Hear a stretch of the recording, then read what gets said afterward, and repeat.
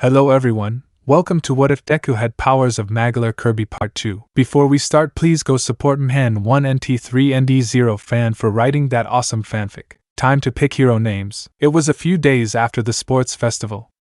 We join 1A chatting amongst themselves. Aizawa, good morning class. 1A, good morning Mr. Aizawa. Ku, greetings class. 1A, good morning Ku. Ku, so today, we are having a special lesson. This got 1A panicking, worried that it was going to be something like a pop quiz. Aizawa, you'll be picking your hero names. Everyone, this is going to be awesome. Aizawa, shut it. Everyone went silent. Aizawa, as I was saying, you are about to start your internships and you'll need code names.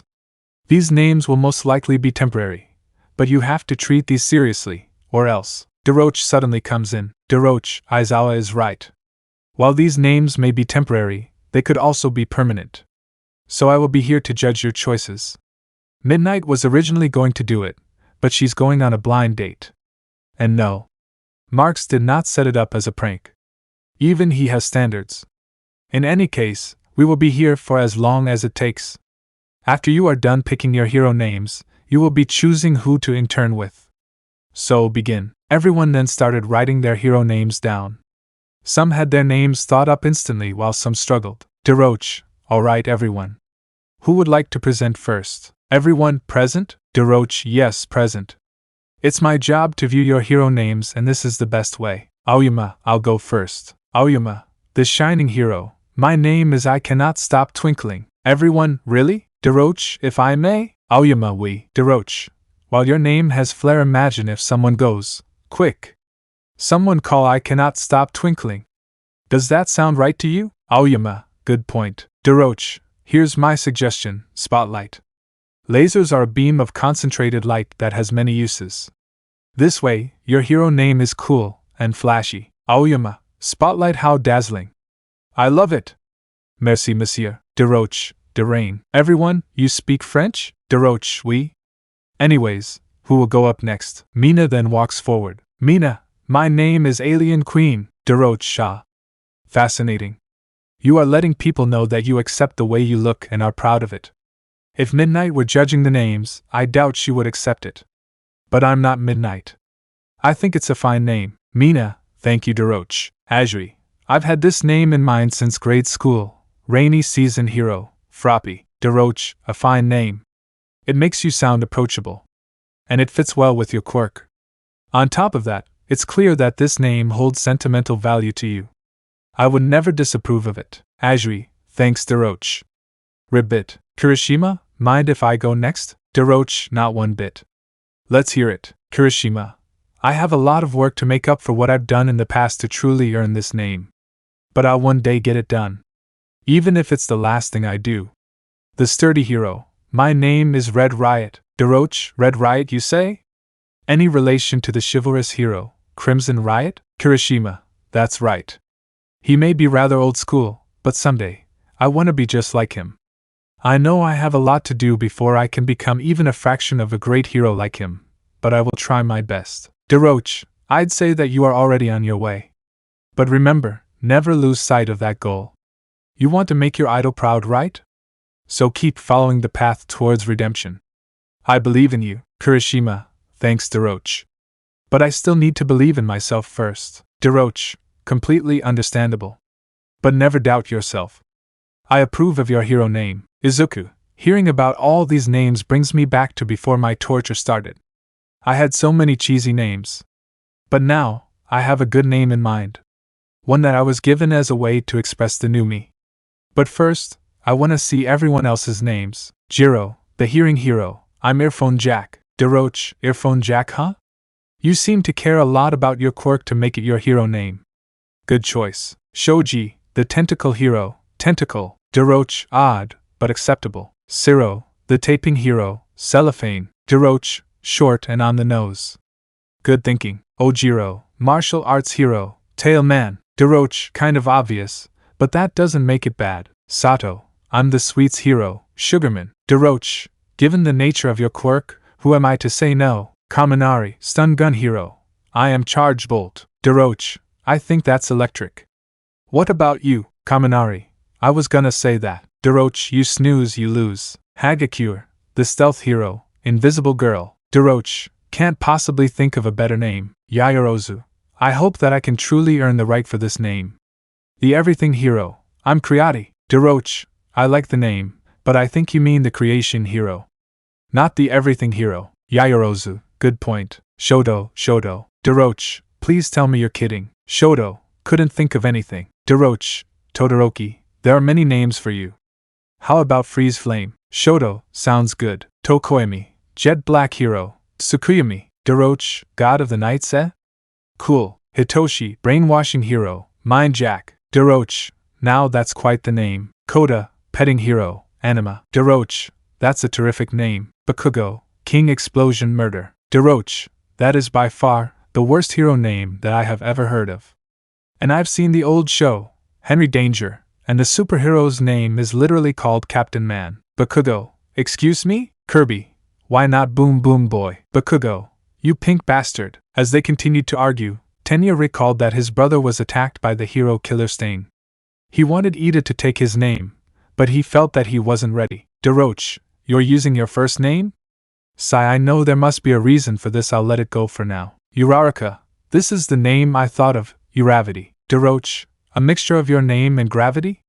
Very clever. Izumi, the telekinetic hero, psychic. Daroche, pretty obvious, but well accepted. Kirby, the star hero, star warrior. Daroche, love that. Bandi, the spear hero, I'm Bandi. Daroche, I see you wish to make your nickname that you have been known by as your hero name. I'm cool with it. Adeline, the painting hero, paint girl. Daroche, interesting. Your name really defines your passion. Ribbon, the fairy hero, I'm Ripple Star. Daroche, Ripple Star? Odd, but it's rather adorable. Sounds great. Gooey, I'm Mock Matter. Daroche, to be honest, I'm surprised you just wrote that.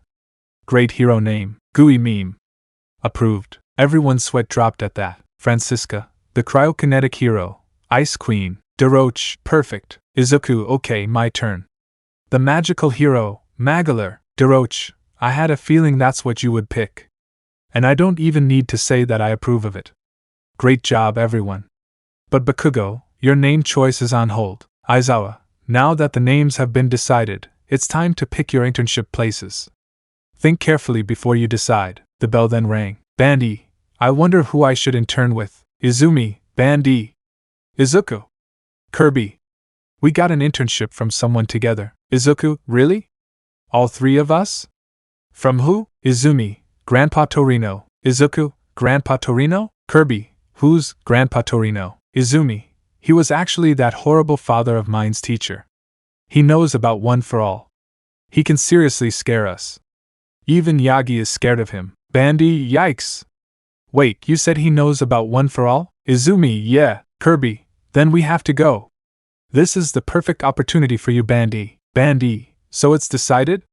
We're all going to Torino's? All, hi. Shinso, I wonder who I should pick. Francisca, hey. Why not join me in going to Mr. Frosty's agency? Hitoshi, I would love to join you. Really, I would, but the problem is that it won't really help me since I don't have cryokinesis like you do. Francisca, oh yeah. My bad. Why not intern with Aizawa instead? Hitoshi, really? Francisca, well, Mr. Aizawa fights Quirkless.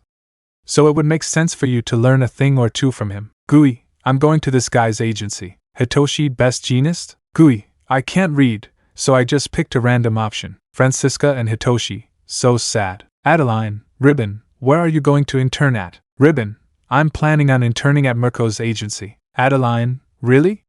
Great minds think alike. A few days later, it was time for the internships. Everyone got on the trains and were off. We now go to the arrival at Gran Torino's. Bandi, so this is it, huh? Izumi, yup. Are you ready? Kirby, you bet. Izuku, let's go in. But when they went in, they saw that Gran Torino was murdered. Everyone, H. He's dead. Gran Torino, I'm alive. Okay, never mind. Everyone, H. He's Aliathithiev, super style. Gran Torino, hoopsies. I was carrying a plate of spaghetti and spilled it on the floor. Clumsy me. Izuku, crap. We forgot to tell them about how Grandpa Torino likes to pretend to be senile. Gran Torino, now what are your names? Kirby, I'm Kirby Star. Bandi, I'm Bandana D. Gran Torino, you're who now? Kirby, I'm Kirby Star. Bandy, I'm Bandana D. Gran Torino. So what's your names, kids? Kirby, good. Bandy, grief. Izumi, oh, they're doomed. Bandy, I know he's old, but I didn't expect him to be senile. Kirby, I'm gonna search the fridge. All, of course you are. Bandy, maybe we picked the wrong place. Hey! Why are you going through my stuff? Gran Torino, why don't you fire a one for all bash at me? Bandy, what? Kirby, wait, is this the same guy? Gran Torino, this is a great costume. Did you make it yourself? I'm impressed. Bandy, excuse me? Gran Torino, hey, what are you doing here, kiddos? Bandy, okay. This is getting annoying. Bandy, look, sir, I'm here because I need your help in controlling this power. I don't want to be a bother to you, so if I may, I think it would be best for me to take my leave. Izuku, oh, Gran Torino, as I thought. Bandy, huh? Gran Torino, you don't have the complete guts to face me. Gran Torino then speeds up out of nowhere. Bandy, oh my void. Gran Torino, still think I can't teach you anything? Ya newbie? Bandy, wow. Wait. I never said you couldn't teach me anything. After all, Meta Knight always said, with age comes wisdom. Gran Torino, you have a pure heart, D. I can see why one for all chose to be passed down to you.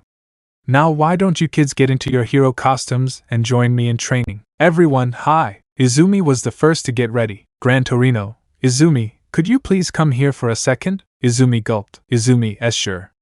Oh, I'm dead. Izumi walked over to Gran Torino and braced herself for a beating because of what she did. Gran Torino, so you gave up one for all and gave it to D, yeah? Izumi, why yeah? But, Gran Torino, let me finish. I'm proud of you, Izumi. You've grown a lot since I last saw you. You went from a complete brat to fine young woman. Your grandma would be proud. He then walked close to Izumi and started to whisper in her ear. Gran Torino, but I have to ask. When are you two getting married? Izumi went completely red. Izumi, gee, Grandpa Torino. Gran Torino, ha ha ha ha ha ha. Back with the others. Bandy, what's going on? Kirby, beats me. Well, we're all changed, so let's go. Izuku and Bandy, hi. We now join them as training is about to begin. Bandy, so what now? Gran Torino, you try and land a hit on me. All four of you. Everyone, crud. And so training had started. And it was brutal. No one was able to get a hit on Gran Torino. He was way too fast. Even with his spear, Bandy couldn't land a hit on him. In the end, everyone was on the floor, exhausted. Gran Torino, good try, kids. But D, you haven't even begun to grasp the power of one for all just yet. You are rather clueless about the quirk itself. Now, granted, you've only had it for about a few weeks, so it's to be expected. And that's why you are here. And Kirby, as strong as you are, your dodging technique is rather pathetic, no offense. When you dodge, you barely move from your place. You need to add more movement to properly dodge your attacks. That's why I wanted you for my internship. Keep thinking about it for now. We will continue your training tomorrow. Gran Torino then left. Bandy, there's more to this quirk that I have yet to grasp. Kirby, my dodging technique needs work. Let's go to some of the other internships. With Francisca. Alright, Francisca. I will teach you about the art of creating icicles. Francisca, yes, Mr. Frosty. Mr. Frosty, now, the key to making icicles is to basically imagine it. Think of an image like someone is about to kill a person you care for. And you want to do whatever it takes to save them. Francisca then begins to image Hitoshi about to be stabbed in front of her. And then, Francisca, Hitoshi.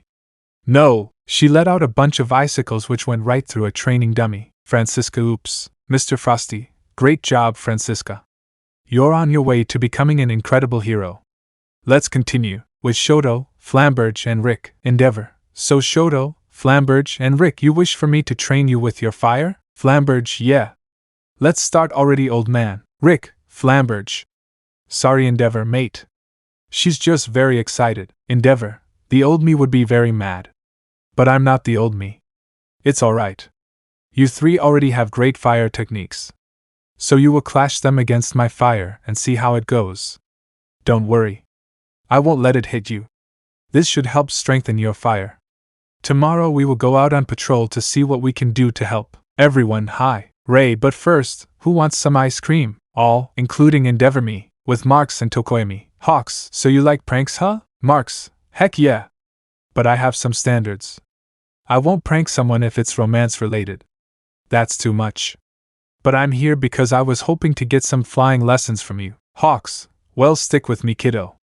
I've got a lot of flying lessons for you. Marks, awesome. Let's go Tokoyami. Hi, with Adeline and Ribbon, Adeline, and that's why we chose your agency. We can't always rely on our quirks. Physical strength is important. Mirko, well, you ladies came to the right internship. Get ready for a lot of training, with Gui, best genist, to be honest. You are pretty dumb. Now, I was told by Aizawa the reason, so I won't criticize you about that. However, I feel as though I could still teach you a thing or two about what it means to be a hero. Shall we? Gui, when do we go fishing? Best genist, this is going to be a long week, with Sectonia, Yayorozu, and Kendo. Sectonia, with all due respect Iwabami, applying internships for us because of our looks is rather low. We didn't come here to run a fashion show or something.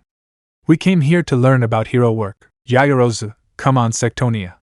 She has taken time out of her day to apply us for our internship. I'm sure that she has something to teach us, right? Kendo, poor girl's deep in denial. Sectonia, I'm afraid not.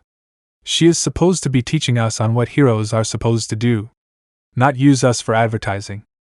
I apologize, Iwabami, but if you aren't going to teach me anything, then I don't want to work for you. Iwabami, I understand. I apologize for my actions. You are right. It's wrong of me to just use you girls like this. Come with me. We are going out on patrol, with Zan Partizan, Taranza, and Jiro, random thug. We gotta get out of here. They found us. There was a hostage situation going on and the 3 interns were given permission to use their quirks on them. So Zan Partizan used her lightning after Jiro found out where the hostages were being held. So the thugs panicked and ran. Taranza, peekaboo. Thugs, ahhhhhhhhh. Taranza, you know, you have been here for who knows how long. I have some drinks for you. We have milk, soda, tea, spiders, juice. Random thug, wait, spiders? Taranza smirked. Taranza, spiders it is. Thugs, what? Taranza used his webs and trapped them all. Taranza, did I forget to mention that even though I know how to levitate, my quirk is basically spider? Thugs, yes. Taranza, good. Death arms, ha ha ha. Oh man. That was funny to watch. With Suzy and Uraraka. Suzy, these martial arts skills are going to be of great use. Don't you think so, Uraraka? Uraraka, huh? Oh, sorry. I was lost in thought. Suzy, about Izuku? Uraraka, yeah? Suzy, don't you think he's just waiting for your apology? Uraraka, what? Suzy, I mean, he's already forgiven Izumi and Todoroki. And they are 2 of the people who hurt him most. Who's to say he won't forgive you? Uraraka, you really think he'll forgive me? Suzy, well, when the school year started, did either of you hold any hatred for each other? Uraraka, no. Suzy, and did that change when you found out who he really was? Uraraka, no. Suzy, then he has no reason to not forgive you. He's seen you change. And that's all he wanted to see. Uraraka, thanks Suzy. I'll apologize to him the next time I see him. Back with Bandy, Kirby, Izuku, and Izumi. Gran Torino. Zzz, I'm snoring. Bandy, oh for goodness sake. I need to go outside and think. Bandy went outside and thought of maybe jumping from wall to wall. But he ultimately decided to get some sleep instead. The next morning, Gran Torino told Bandy to heat up some takoyaki. Gran Torino, bottoms up. Gah! Still frozen. Bandy, what? But I put it in the microwave. Gran Torino, you put a plate in there so only one part of the food spun and got heated up. Bandy, in my defense, we don't have a spinning microwave. Wait, that's it. Izuku, what's it? Bandy, the pastry in my hand. It's me, everyone, I'm sorry, what? Bandy, what I mean is that I've been using one for all like some kind of switch. And only at the times that I need it, in the places I need it. This causes my reaction time to get slower and slower. So I not only should be keeping the switch on, but I must spread it out through my entire body. Like this. As Bandy said that, his entire body started to glow, until eventually, he stopped glowing and orange lightning started coming out of his body. Gran Torino, well, didn't take you long to figure it out. Can you move? Bandy, I think so. Right now I'm using 10% of one for all. I don't think I can go any higher right now. Gran Torino, wanna give it a whirl? Bandy, you bet. Testing super style and Hosu attack. Bandy, here goes nothing. Bandy rushed off to begin the fight with Gran Torino. Gran Torino once again started bouncing around, giving Bandy a tough time to fight. Bandy, there has to be something different to try. Wait! My spear! Bandy rushed over and grabbed his spear in an instant, and started twirling it around in front of Torino. Bandy, one for all, super style! How Kendra bash! As Bandy continued to twirl his spear around while facing Gran Torino, he created a small hurricane from his spear which Torino couldn't dodge. Gran Torino, WHOAHHHHH. I'm getting dizzy nah. Bandy then stopped the whirlwind and rushed at Torino, who was still recovering. Bandy, Dreamland bash. Bandy then landed a direct punch onto Gran Torino's face. Gran Torino, gah. Good job, kid. I've never seen one for all used with a weapon, let alone a weapon from someone with that kind of skill. Bandy, golly. Thanks, sir. Gran Torino, now before we all start to go back to training, let's have some of those pottery. Yeah. The pastries were on the floor and dirty. Gran Torino, they're all ruined. Izumi, Grandpa Torino. Calm down. Bandy, don't worry, I'll get some more. Kirby, you better. Let's go to the evil side for a moment. Stain, so you want me to join your little gang? What is your goal? Tamura, well, I mainly wish to kill Almight, but I want to kill anyone who pisses me off. Especially this kid. Tamura shows a picture of Izuku. Stain, I knew it. You are just as bad as all the fake heroes out there. Your goals are like that of a child. Do us all a favor and die. You're the kind of person I hate the most. For the next 10 minutes, Stain and Tamura fought each other until he finally manages to pin Tamura down to the ground. Kurogiri, master, I can't move. What do I do? Let it play out a little longer. Before Stain could deliver the final blow, Tamura grabbed his sword. Tamura, what the hell do you think you're doing? If you touch this palm. The sword then started to decay. Tamura, I'll kill you. Tamura, you sure talk a lot. Hero killer. Conviction? Maybe I don't have anything as loaded as that. The sword crumbled to dust. Tamura, if I had to choose a desire though, yeah, it'd be killing All Might. If this world wants to worship trash like him, I'll destroy their beloved symbol of peace, and then crush them while they're in shock. Tamura then tries to grab Stain, but he jumps back and dodges. Tamura then gets up. Tamura, the last of my injuries was finally about to finish healing, and now this. You should learn not to play with knives. We don't have a healer in our party, you know. Stain, I see your nature. It seems our goals fundamentally oppose each other. However, this wasn't in vain. We agree that we need to destroy the present. Tamura, I'm over this. Leave, drop dead. I'm the kind of person you hate most, right? Stain, I was testing your motives. People always show their true colors when on the verge of death. It's abnormal, but there is desire, a warped sprout of conviction inside of you. How will it bloom in the end, I wonder? Maybe I'll let you grow. If you don't turn out well, I'll take care of you later. Tamura, you think you could get rid of me? Just then, Kurogiri was able to move again. Kurogiri, I'm free. Tamura, Kurogiri, someone as crazy as this would be nothing but a problem for the LV. Kurogiri, please reconsider. This man will be a great asset if he joins us. I'd say this was a success. Stain, my business here is done. Now you will return me to Hosu. There are still several false heroes I must attend to here. And so Stain was brought back to Hosu, while Tamura and Kurogiri watched on top of a water tower. Tamura then brings in 4 Nomas. Tamura, after tonight the world will forget you even existed, hero killer. Meanwhile with Gran Torino's interns, Izuku, we're going to Hosu? Gran Torino, yeah? There are plenty of villains out there.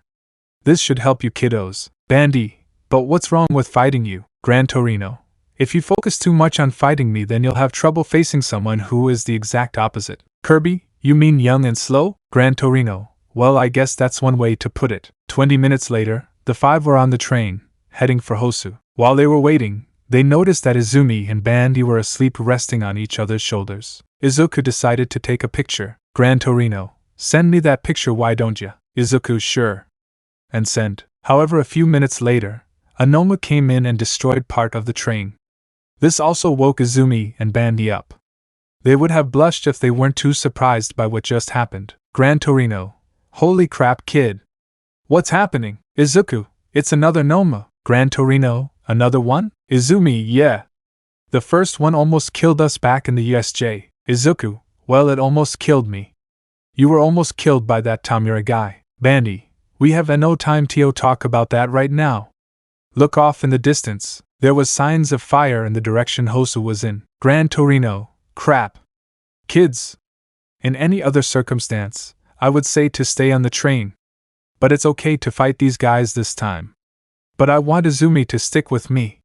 The rest of you, go and help everyone you can. Everyone, HAI. Gran Torino then took off with Izumi not far behind as Kirby, Bandy, and Izuku rush off to save everyone that they could. But what they were unaware of was that soon they would have to fight the hero killer, who was currently fighting Ida, who was fueled by hatred for what Stain did to his brother. But there was one more internship going on in Hosu. Meanwhile at that internship, Bakugo, more of these bastards, Galacta Knight, just stay with me. Galacta Knight wanted Bakugo for his internship. But why? Bakugo, for Buck's sake. If I can't fight these bastards, I'm no better than a quirkless bastard. Galacta Knight then pushed away the Noma and then destroyed it with his dimensional rift laser. Galacta Knight, I was waiting for you to say that. I thought you wouldn't have changed, but I needed confirmation. Bakugo, what the hell are you talking about? Galacta Knight. Bakugo, I think it's time I tell you a story. Bakugo, I don't want to hear some shitty story. Galacta Knight, too bad. You are hearing my story. It's time you learn the truth about my origin. Bakugo, why your origin? This story is about how you became so strong? Galacta Knight, more than just that. It's time I tell someone. Bakugo was actually excited to hear the story on how the number 3 hero became the hero that was stronger than All Might himself. But what he was about to learn would make him question everything he had ever done up to this point. The story of the Aeon hero, Galacta Knight and Galacta Knight. So Bakugo, are you ready to learn my quirk? Bakugo, hell yeah, I'm ready. Galacta Knight, alright then. Here goes. Galacta Knight, I'm quirkless. Bakugo froze up hearing this. The Aeon hero, Galacta Knight. The hero that makes All Might's strength seem like that of a baby. The hero that has shown so many powers. This hero is quirkless. Bakugo, www what? For a second I thought you said that you're quirkless. Galacta Knight, you heard correctly. I am indeed quirkless. The powers that you have seen me use, they are not quirks. Bakugo, what? No. No, that's impossible. It has to be. Quirkless people are. Galacta Knight, this is why I never said anything to anyone. Bakugo, what do you mean? Galacta Knight. Bakugo, tell me. What was it like for you growing up? What did people say about you? Bakugo put thought into it, and realized something. Bakugo, everyone respected me and treated me like I was destined for greatness. Galacta Knight, now tell me, what about Izuku? Did people treat him the same way? Did they treat him like most people would if he had a quirk? Or was he discriminated for merely existing? Bakugo then realized the difference between the two of them. He also realized that those people who sucked up to him didn't really care about him. They only cared about his power. But when he finally started to think of what he did to Izuku, he started to tear up. Bakugo, what kind of asshole does that to their best friend? What kind of an asshole am I? I am such an idiot. I betrayed Izuku for something he had no control over. What is wrong with me? Galacta Knight, you were given too much praise. It caused you to believe that you were truly the greatest. But there is more to being great than just having an incredible power. If there wasn't, I would be the number 1 hero.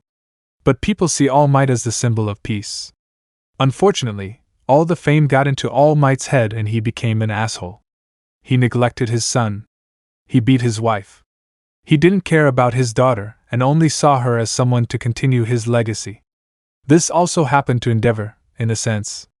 He wanted to become the number 1 hero so bad, but he couldn't, so he decided to go for a quirk marriage. It wasn't until Meta Knight beat some sense into him and knocked him down a peg that he realized what he was doing and changed for the better. Bakugo, why are you telling me this? I should burn in hell. Galacta Knight, because I know that if you just try, you can make up for what you've done. It won't be easy. After all, Izuku gave you a second chance and you blew it at the sports festival. This is why I chose you as my intern. I may not be as wise as Meta Knight, but I do know that if you are to keep going down this path, you won't be a hero. You won't even be a villain. You'll be a monster. Now, I promised you that I would tell you my origins. So get ready. Bakugo was still crying but was listening. Galactonite. The truth is I existed long before Quirks ever existed. Bakugo, what?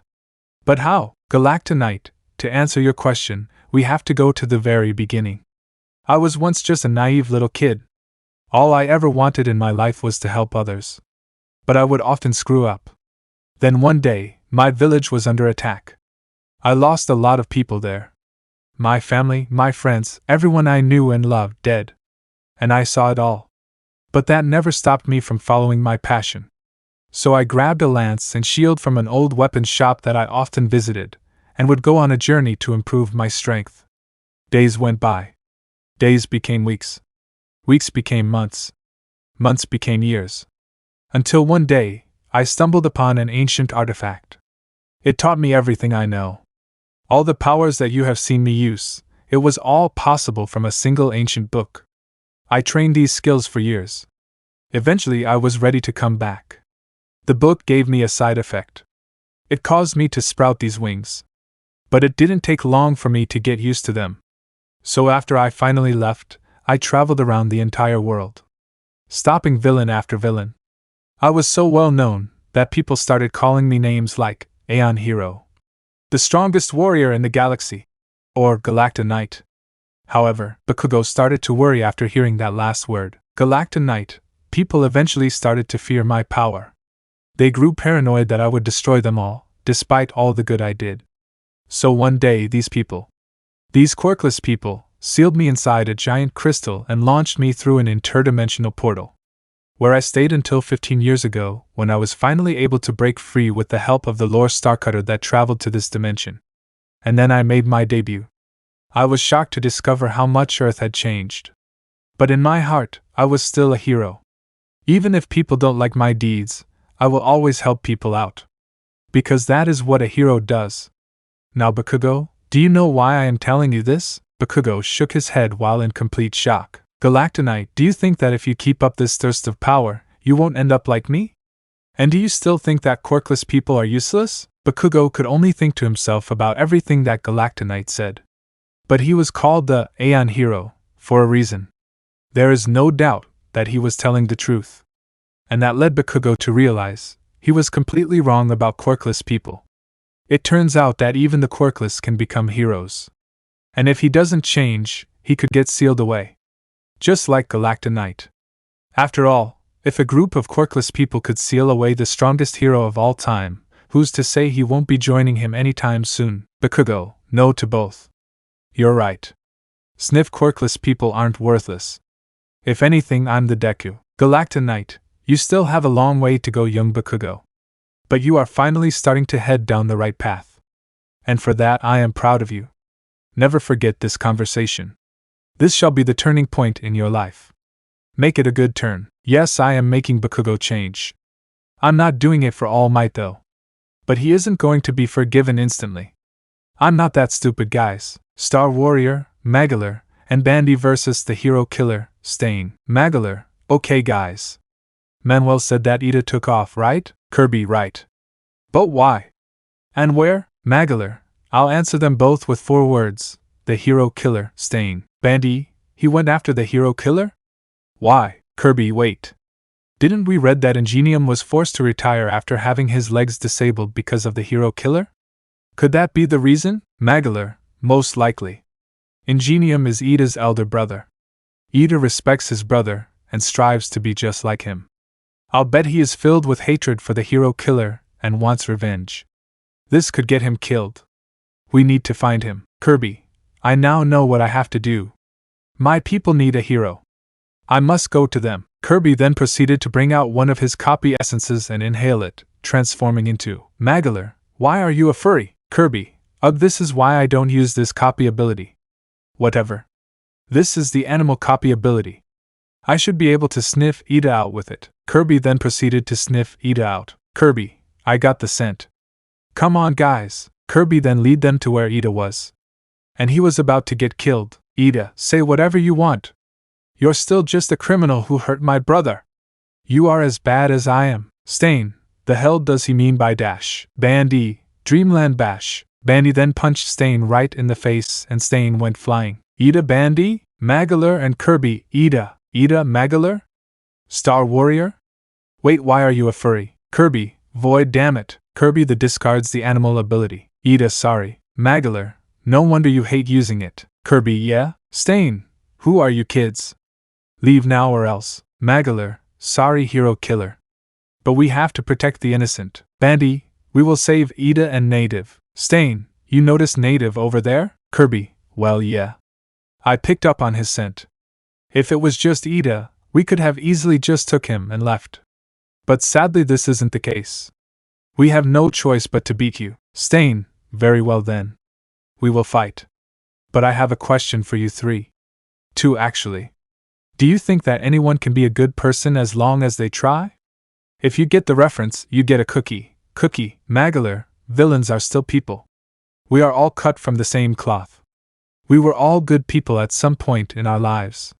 So yes, Bandy, I always wished to find the good in the hearts of other people, so yes. Kirby, a lot of my friends were once my enemies. But they tried to do better, and they did. So yes, Stain, I see. And now for my other question. Why do you wish to be heroes? Kirby, to help people. Obviously. Bandy, I want to be the best person I can be in my life. I always feel as though I held everyone back. But I now have the power to be a reliable ally. I won't let this power go to my head though. I will only use it for training, stopping villains, and most importantly, saving lives. Magolor, as for me, I used to want to be a hero like Almight. But now, I just want to be a hero for the sole purpose of helping people in any way that I can. Stain, looks like we have some real heroes here. You all have my respect. You three, along with Almight, are the only true heroes in this twisted world. You three are destined to be heroes. Magolor, I wouldn't be so sure about that. Stain, what do you mean? Magolor, before I met Kirby, Almight abused me for being quirkless. He used to be a hero I looked up to. But after I found out that that rotten father of mine who was neglecting and abusing me was really Almight, the guy who I looked up to all my life, I lost all respect for him. Stain stared in disbelief. Stain, Almight was your father, and he abused and neglected you for being quirkless? Kirby, what he says is true. I even have it recorded. Kirby then took out his phone and showed Stain the videos that Inko gave him of Almight abusing Magolor. Stain couldn't believe his eyes. The person who he considered as a true hero was just as fake as all the other heroes. Little did he know that there was a hero he was about to learn of who fits his description entirely. Stain, so Almight is just as much of a fake as all the others. Is there no such thing as a true hero? Kirby, I believe there is. The number 2 hero, and my mentor, Meta Knight. Stain, I thought Endeavor was the number 2 hero. Bandy, it changed 2 years ago. Meta Knight became the number 2 hero, Galacta Knight, the symbol of power, became the number 3 hero, and Endeavor was knocked down to 4th. He was upset at first, but then he realized what a stupid mistake he did and changed. Stain, and this Meta Knight, wait, flashback, random villain, goodbye Stain. Stain was fighting a villain, who had killed an innocent person for no reason. But he was too strong. Stain couldn't do anything until Meta Knight, not so fast. Meta Knight swooped in and easily took care of the villain, knocking him unconscious. Meta Knight, I apologize for any inconvenience. I will take the villain and be on my way. If only I had gotten here sooner. This civilian would have been safe then. End of flashback. Stain, so that was who he was. You're right. But we still have to battle. So let's get this over with. Stain rushed towards the 3-star allies. Magolor, Revolution Flames. Magolor spews out flames. This surprises Stain as he got hit. Magolor, before you ask, no. It's not a quirk. It's much more. But I didn't unlock this power until after I met Kirby. Stain, glad you cleared that up. Stain then starts throwing knives, but Kirby inhaled them and transformed into Ninja Kirby. Stain, did you just eat my knives? Kirby, yep. And they were delicious. Bandy, how Kendra bash. Bandy spun his spear around and created a giant hurricane that nearly hit Stain.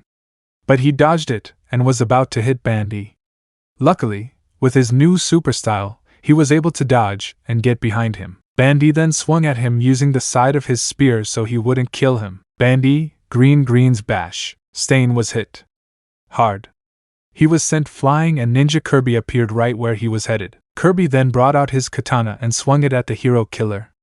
Stain blocked it with his sword just in time, but his sword broke. Stain, crap! Kirby, smoke bomb! Kirby then used a smoke bomb and blinded Stain. When he finally regained his vision, he saw Magolor was right there, in front of him. Magolor, time to finish the job. Magolor surge. Magolor managed to hit him dead on. He then hit him again with another one, and sent him flying into the air. Magolor! Magolor cannon! Magolor then shot out his Magolor cannon and hit Stain at point-blank range, knocking him out. Magolor, it's over guys. Ida, hey. I can move again. Bandy, I guess there was a time limit. Maybe it has to do with blood instead of cutting. Native, that's probably the case since I still can't move. Magolor, don't worry. I got you. Magolor then started to carry Native and Kirby transformed into Whip Kirby and tied Stain up. Kirby, let's go guys. The five then left as they met up with Gran Torino and Izumi. Izumi, brother. Bandy. I was so worried about you. Kirby, hey. Izumi, oh. Sorry. You too, Kirby just sighed. As they were talking, a winged gnome swooped in and grabbed Magolor. His arms were in a tied-up position so he couldn't use his magic. Everyone was panicking. Then, Stain regained consciousness, licked some of the gnome's blood that was on a hero's face off, and as it froze up, Stain was running towards it. Stain, I won't let this kid die. He is one of the few people who are true heroes. Stain then jumps up high, stabs the gnome, rescues Magolor, and then kills the gnome. Meanwhile, Tamura saw the whole thing. Tamura, hey! Hey! What was that? Why did he kill that gnome? Stain, this place must run with the blood of hypocrites. Everything I do is for a more just society. Stain then turns around staring at the heroes with a horrifying glare. Stain, come on! Just try and stop me, you fakes. You won't kill me. There is only one person I will let kill me. He is a true hero. One who treats everyone like equals. Everyone was terrified. Stain hadn't gotten any of their blood. But they still couldn't move. Stain, Meta Knight is worthy. As everyone was still terrified, Almight, who was somewhere else, started to feel chills, and then Stain dropped his knife. Everyone looked and found out that he had passed out. And so Stain, Ida, Magolor, Kirby, Bandy, and Native were taken to a hospital, where they would have to rest up. Kain and Azri's internship and a new friend. While the star allies that fought Stain rest up, let's head on over to the one internship that one of the star allies went to that we didn't cover yet. Azri, Ribbit, Kain Few. This is hard work. Froppy. ADF. ADF stands for Antarctic Dragonfish. This fish lives in the extremely cold waters of the southern oceans surrounding Antarctica. I couldn't come up with a good name for Kain, so I thought I would search up the coldest fish in the world. And that's what I got. Azri, Ribbit, Kain, serious? What's up, serious? How's the work going? Azri, I think we're all done cleaning the deck. Kain, so what now, serious? Serious then brought out some drinks. Soon they started to chat. Serious, it's kinda boring having to spend every day cleaning, isn't it? Azri, yeah. Kain, a little, yeah. Serious, I felt the same way. When I was a kid, I always thought I knew what it meant to be a hero. But in reality, not really. I always thought heroes had things super glamorous, until I realized it was a lot of patrols and cleaning up. I also had to do laundry, including the captain's underpants. I was asking myself what I was even doing here. Kain, did you ever get tired of it? Serious, yeah, at first. But after becoming the captain's sidekick, I realized something. What was actually important when it came to be a hero? Azri, what was actually important? She started to think about what she did to Izuku and really wanted to know what she had to learn. Kain, and that is? Serious. Oh, it'll be better if you figure it out on your own. Azri, nuts. Hey, Froppy. ADF. Why are you just sitting there? Shouldn't you two be getting work done? And serious, I thought I told you to keep on top of them. Don't you slack either. Kain, with all due respect, Selkie sir, we already finished cleaning the deck. Please don't jump to conclusions. Serious, and I'm totally supervising them properly. Selkie, oh really? Sorry about that, you three. My bad. Selkie, forgive me. Serious, Azri and Kain, Kain, was he trying to be cute just now? Because if so, it did not work. Selkie then started laughing. Selkie, I'm too cute for words, aren't I? Froppy and Kain? Serious, yeah? They're dumbfounded. I know I always say this, but trying to look cute like that doesn't work. Kind, I have to agree with her, sir. The rest of your body is just more macho than DDD. Well, okay, not as macho, but the point is, you look like a bodybuilder. Not someone cute. Serious, your face is pretty rugged too. Selkie, what did you say? When I make that sweet face for kids, they eat it up. Kind, I think it's because they are just trying to be nice. Serious, no. It's because they're actually making fun of him. Trust me, there's nothing cute about it. Selkie then whines, Ajri, I thought it was cute. Crewmate, Captain Selkie, sir. An urgent message has just come in from the Coast Guard. Selkie, on my way. Serious, Froppy, Kind. Will you help me unfasten the ropes? It looks like we're sailing out. Kind, sure thing. Ajri, ribbit. After pulling in the ropes, Selkie announced that they were departing. Selkie, full speed ahead. And that's when they took off. Serious, so, what are we dealing with? Selkie, the Coast Guard got a tip that there were stowaways on the trade ship, Nyson. But things may not be what they seem. Officials inspected the ship, but they didn't find any stowaways hiding on the vessel. Upon further investigation, though, they discovered that important cargo from the ship's freight list was missing. I'm sure you all know what that means. What do you think, Froppy? Ajri, it's likely that before the Coast Guard arrived, the stowaways moved the cargo to another ship somewhere close by and fled the scene of the crime. Kind, oh yeah? And it's possible that the stowaways had plants on the ship. Selkie, correct. Everyone but Ajri. So embarrassing. Ajri, adorable. Selkie, it's our job to find these criminals. Based on the info we have, they probably escaped via a small boat. We will deliver them to the Coast Guard. Considering the Nyson's position, this is the general location that would make the most sense as an escape route. Authorities and other sea rescue heroes are also searching for them. He showed a map and focused on one specific spot. Selkie, we'll be focusing on this area. Take note. The sun will set soon. That means you'll be searching for the boat via radar. I'll take to the ocean and look for them myself. That's all. Got it? Let me hear you, sailors. All. Aye, sir, ribbit. Selkie then rushes off into the water and moves forward. Hours later, Ajri, as expected. I can't see anything in the darkness. And we haven't seen anything on the radar yet either. Serious, never fear.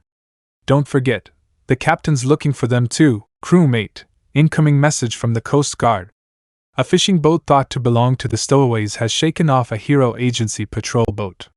It was last seen toward the area that we're in charge of searching. Selkie then appeared and hopped back on the boat. Kind, Captain. Wow. What an entrance. Selkie, I've confirmed the location of the missing fishing boat we've been looking for. This is our chance.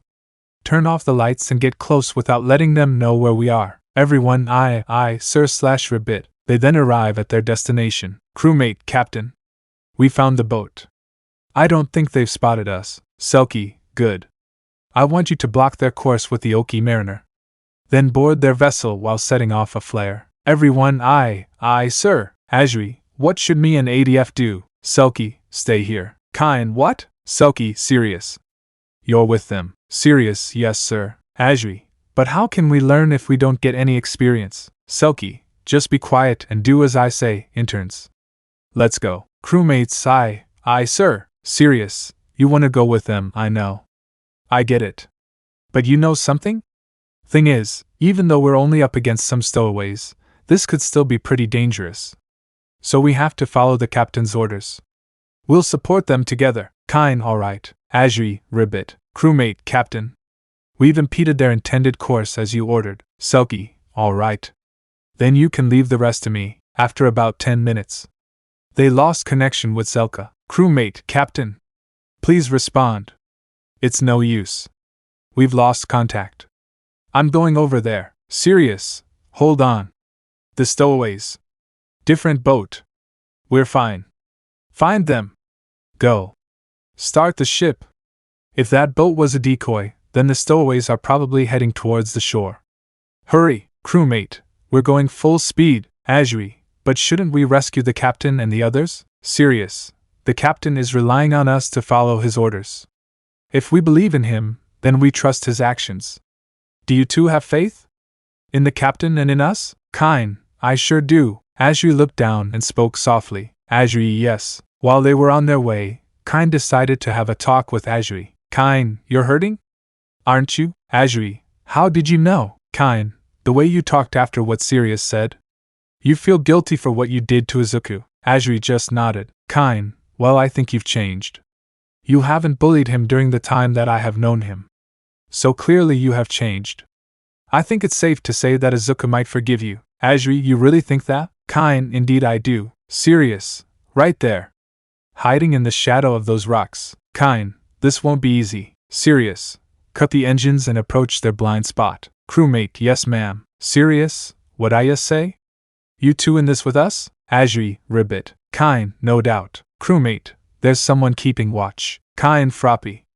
Use your tongue to grab hold of him. And so Froppy did just that. Villain, what's happening? No, no, no. You guys, we're. Sirius put her hand on the villain's mouth, keeping them from talking. Kain, if you answer our questions, we won't have to get rough. After getting answers, the villain was tied up. Azuri, ready. Sirius, do it. Azuri then used her tongue to get to the boat, with the crewmate, Sirius, and Kain holding on to her. Sirius, there's only one other person on this cruiser. He's hiding out in the main cabin. Crewmate, I can take care of him. He then got squirted by ink in the face. Crewmate, ah! My eyes. Kain, watch out. The crewmate then got hit with a tentacle and knocked unconscious. Sirius and Kain, Froppy! Look out! Another tentacle came and tried to grab Azuri. But Kain and Sirius pushed her out of the way and were grabbed instead. Azuri, Sirius! ADF! The boat then broke apart and showed a villain. I've got you now, in mouth, and here I thought I'd gotten away with it. But you idiots just won't give up, now will you? How sad. A girl and 2 kids are all that's left to stop me? Sirius brought out a weapon and tried to attack in mouth, but he deflected it with his mustache. Whatever. He then started squeezing the 2. Azuri was about to do something but, in mouth, not so fast. I'll give them back just as soon as the Coast Guard calls off their search. But first, you're gonna help me unload the cargo, got it? Just then, Sirius' support gear started to buzz as one of the crewmates started to speak with her. Crewmate, sorry. In's mouth, huh? Crewmate, our transmission was blocked, and we're still stuck on the fishing boat. The captain made it out with some help. How are things on your end? Tell me your status. Please respond. In's mouth then takes the support gear. In's mouth, so this is actually a radio, huh? Here you go, kid. If you value the lives of these 2, then repeat after me. Unfortunately, we weren't able to track down the stowaways. Kain, no. Don't. Before he could finish, In's mouth forcibly shut his mouth. Azuri, Kain, In's mouth, hurry up, now. She didn't know what to do. In mouth, oh, I see. You don't care what happens to your 2 friends here. Come on. Get to it. Well, Azuri then remembered. Sirius, I realized what was actually important when it came to being a hero. The captain is relying on us to follow his orders. If we believe in him, then we trust his actions. Do you have faith, you two? Azuri, I get it now. The stowaways are at the Dauk rocks. Kain, good going, Froppy. In's mouth then slams Kain and Sirius down to the floor. In's mouth, you stupid little brat. In's mouth then attacks Azuri, but she jumps away. In's mouth, I'll kill you. He attacks again, and she dodges again. In's mouth, stop jumping around and stay still, damn it. Azuri then uses her tongue to grab Kain and Sirius, but In's mouth grabs it. In's mouth, oh yes. I've got you. He then slams Azuri into a wall. In's mouth, this is the end, Froggy. You're just a helpless child. But since you came here uninvited, I'll have to teach all of you a lesson. In's mouth was then about to kill her, but then he was hit in the back by a white diamond. He then released Azuri and fell down to the ground. In's mouth, gah. Who did that? Just then. I did. And I'm going to stop you, In's mouth. Because that's what a hero would do. Risk their lives for the sake of others. Everyone then looked at the direction of the voice. They looked up and saw a weird, but admittedly adorable kid, flying towards them. Get ready, In's mouth. You're about to face against me. Elfilin versus In's mouth. In's mouth, what the hell are you doing here, you brat? Elfilin, helping these 4 out. In's mouth, if you really want to help them, you'd best leave. Or else I'll kill them. Elfilin, you were literally about to do that to Ms. Froggy over there. I think it's pretty obvious that you're going to kill them, regardless of what I do. In's mouth, nuts. I thought that would work. Elfilin, I may be a kid, but I'm not stupid. Now let them go and turn yourself in. Or else I'll have to use force. Ainz mouth, go ahead and try, wimp. Ainz mouth shoots out ink from his mouth. But Elfilin dodges this with ease. Elfilin, were you just trying to blind me or something? Did that spear I shot at you not do much? Fine then. I'll give you some more. Elfilin shoots spear after spear after spear. Ainz mouth dodges them, but barely. He then grabs Elfilin and starts to squeeze him. Ainz mouth, you should have run away, kid. Now you will die. Elfilin, GH. I don't think so. Elfilin then summons a spear that is his exact size. Elfilin then stabs Ainz mouth's arm. Ainz mouth, gah. You brat. Ainz mouth drops him and Elfilin flies upwards. Elfilin, please tell me you have any other insults. This whole brat thing is getting pretty old. Ainz mouth shoots out more ink, but Elfilin dodges with ease. Elfilin, come on man. You know what? Do you like rocks? Ainz mouth, I'm sorry rocks. Elfilin, yeah? Like these. Elfilin then opens up a portal and out comes. Ainz mouth, what the heck? Elfilin, here. Take it. In return, Elfilin then flies to Azuri, Sirius, Kain, and the unconscious crewmate, and grabs them all quickly. Elfilin, I'll take them. Elfilin then launches the debris. Ainz mouth managed to dodge it just in time, but the boat he was on was destroyed. Ainz mouth, geez. What kind of quirk is this? Elfilin then puts the 4 on solid ground that was only about 2 feet away. Elfilin, don't worry. He's on the ropes now. Elfilin then comes towards Ainz mouth. Ainz mouth, I've had it with you.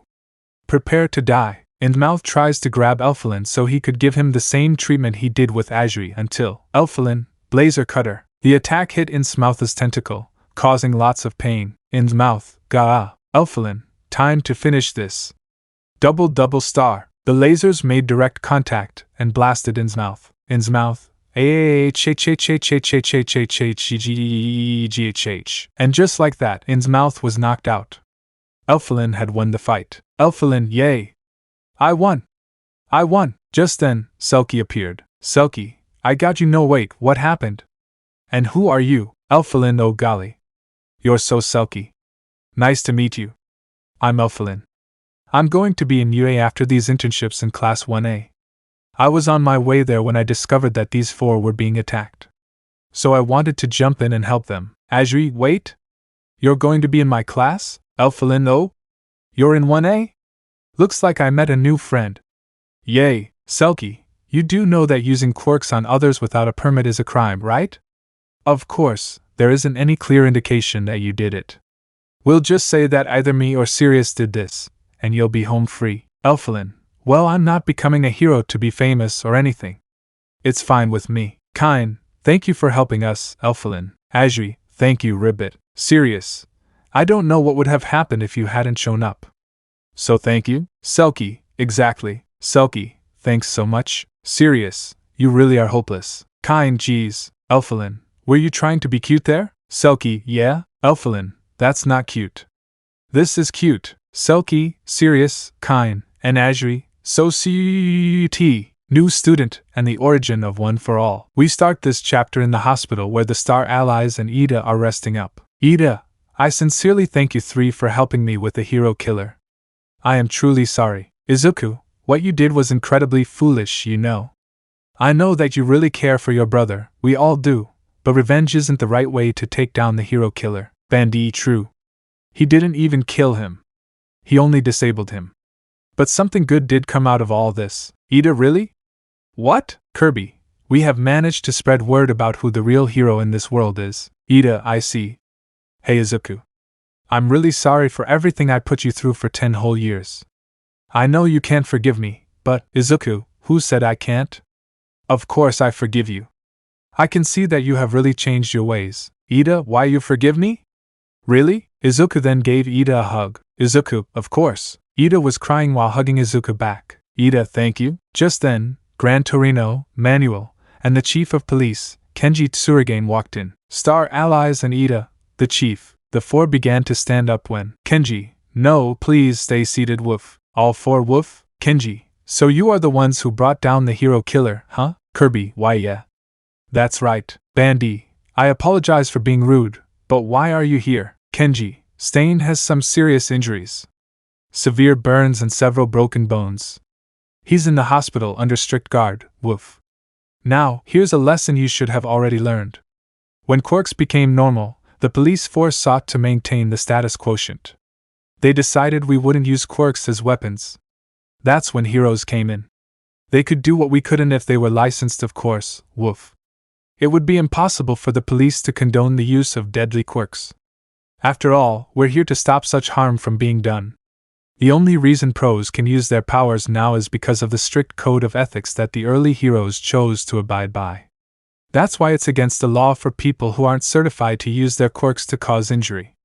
Despite who you were up against. Hero killer or not. Kirby, hang on. Kenji, please let me finish, woof. Kirby, right.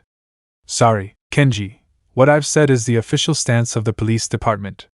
But any punishment would only be necessary if Ida's actions went public. If it did, he'd probably be applauded by citizens everywhere. But there's no way he could escape from being reprimanded.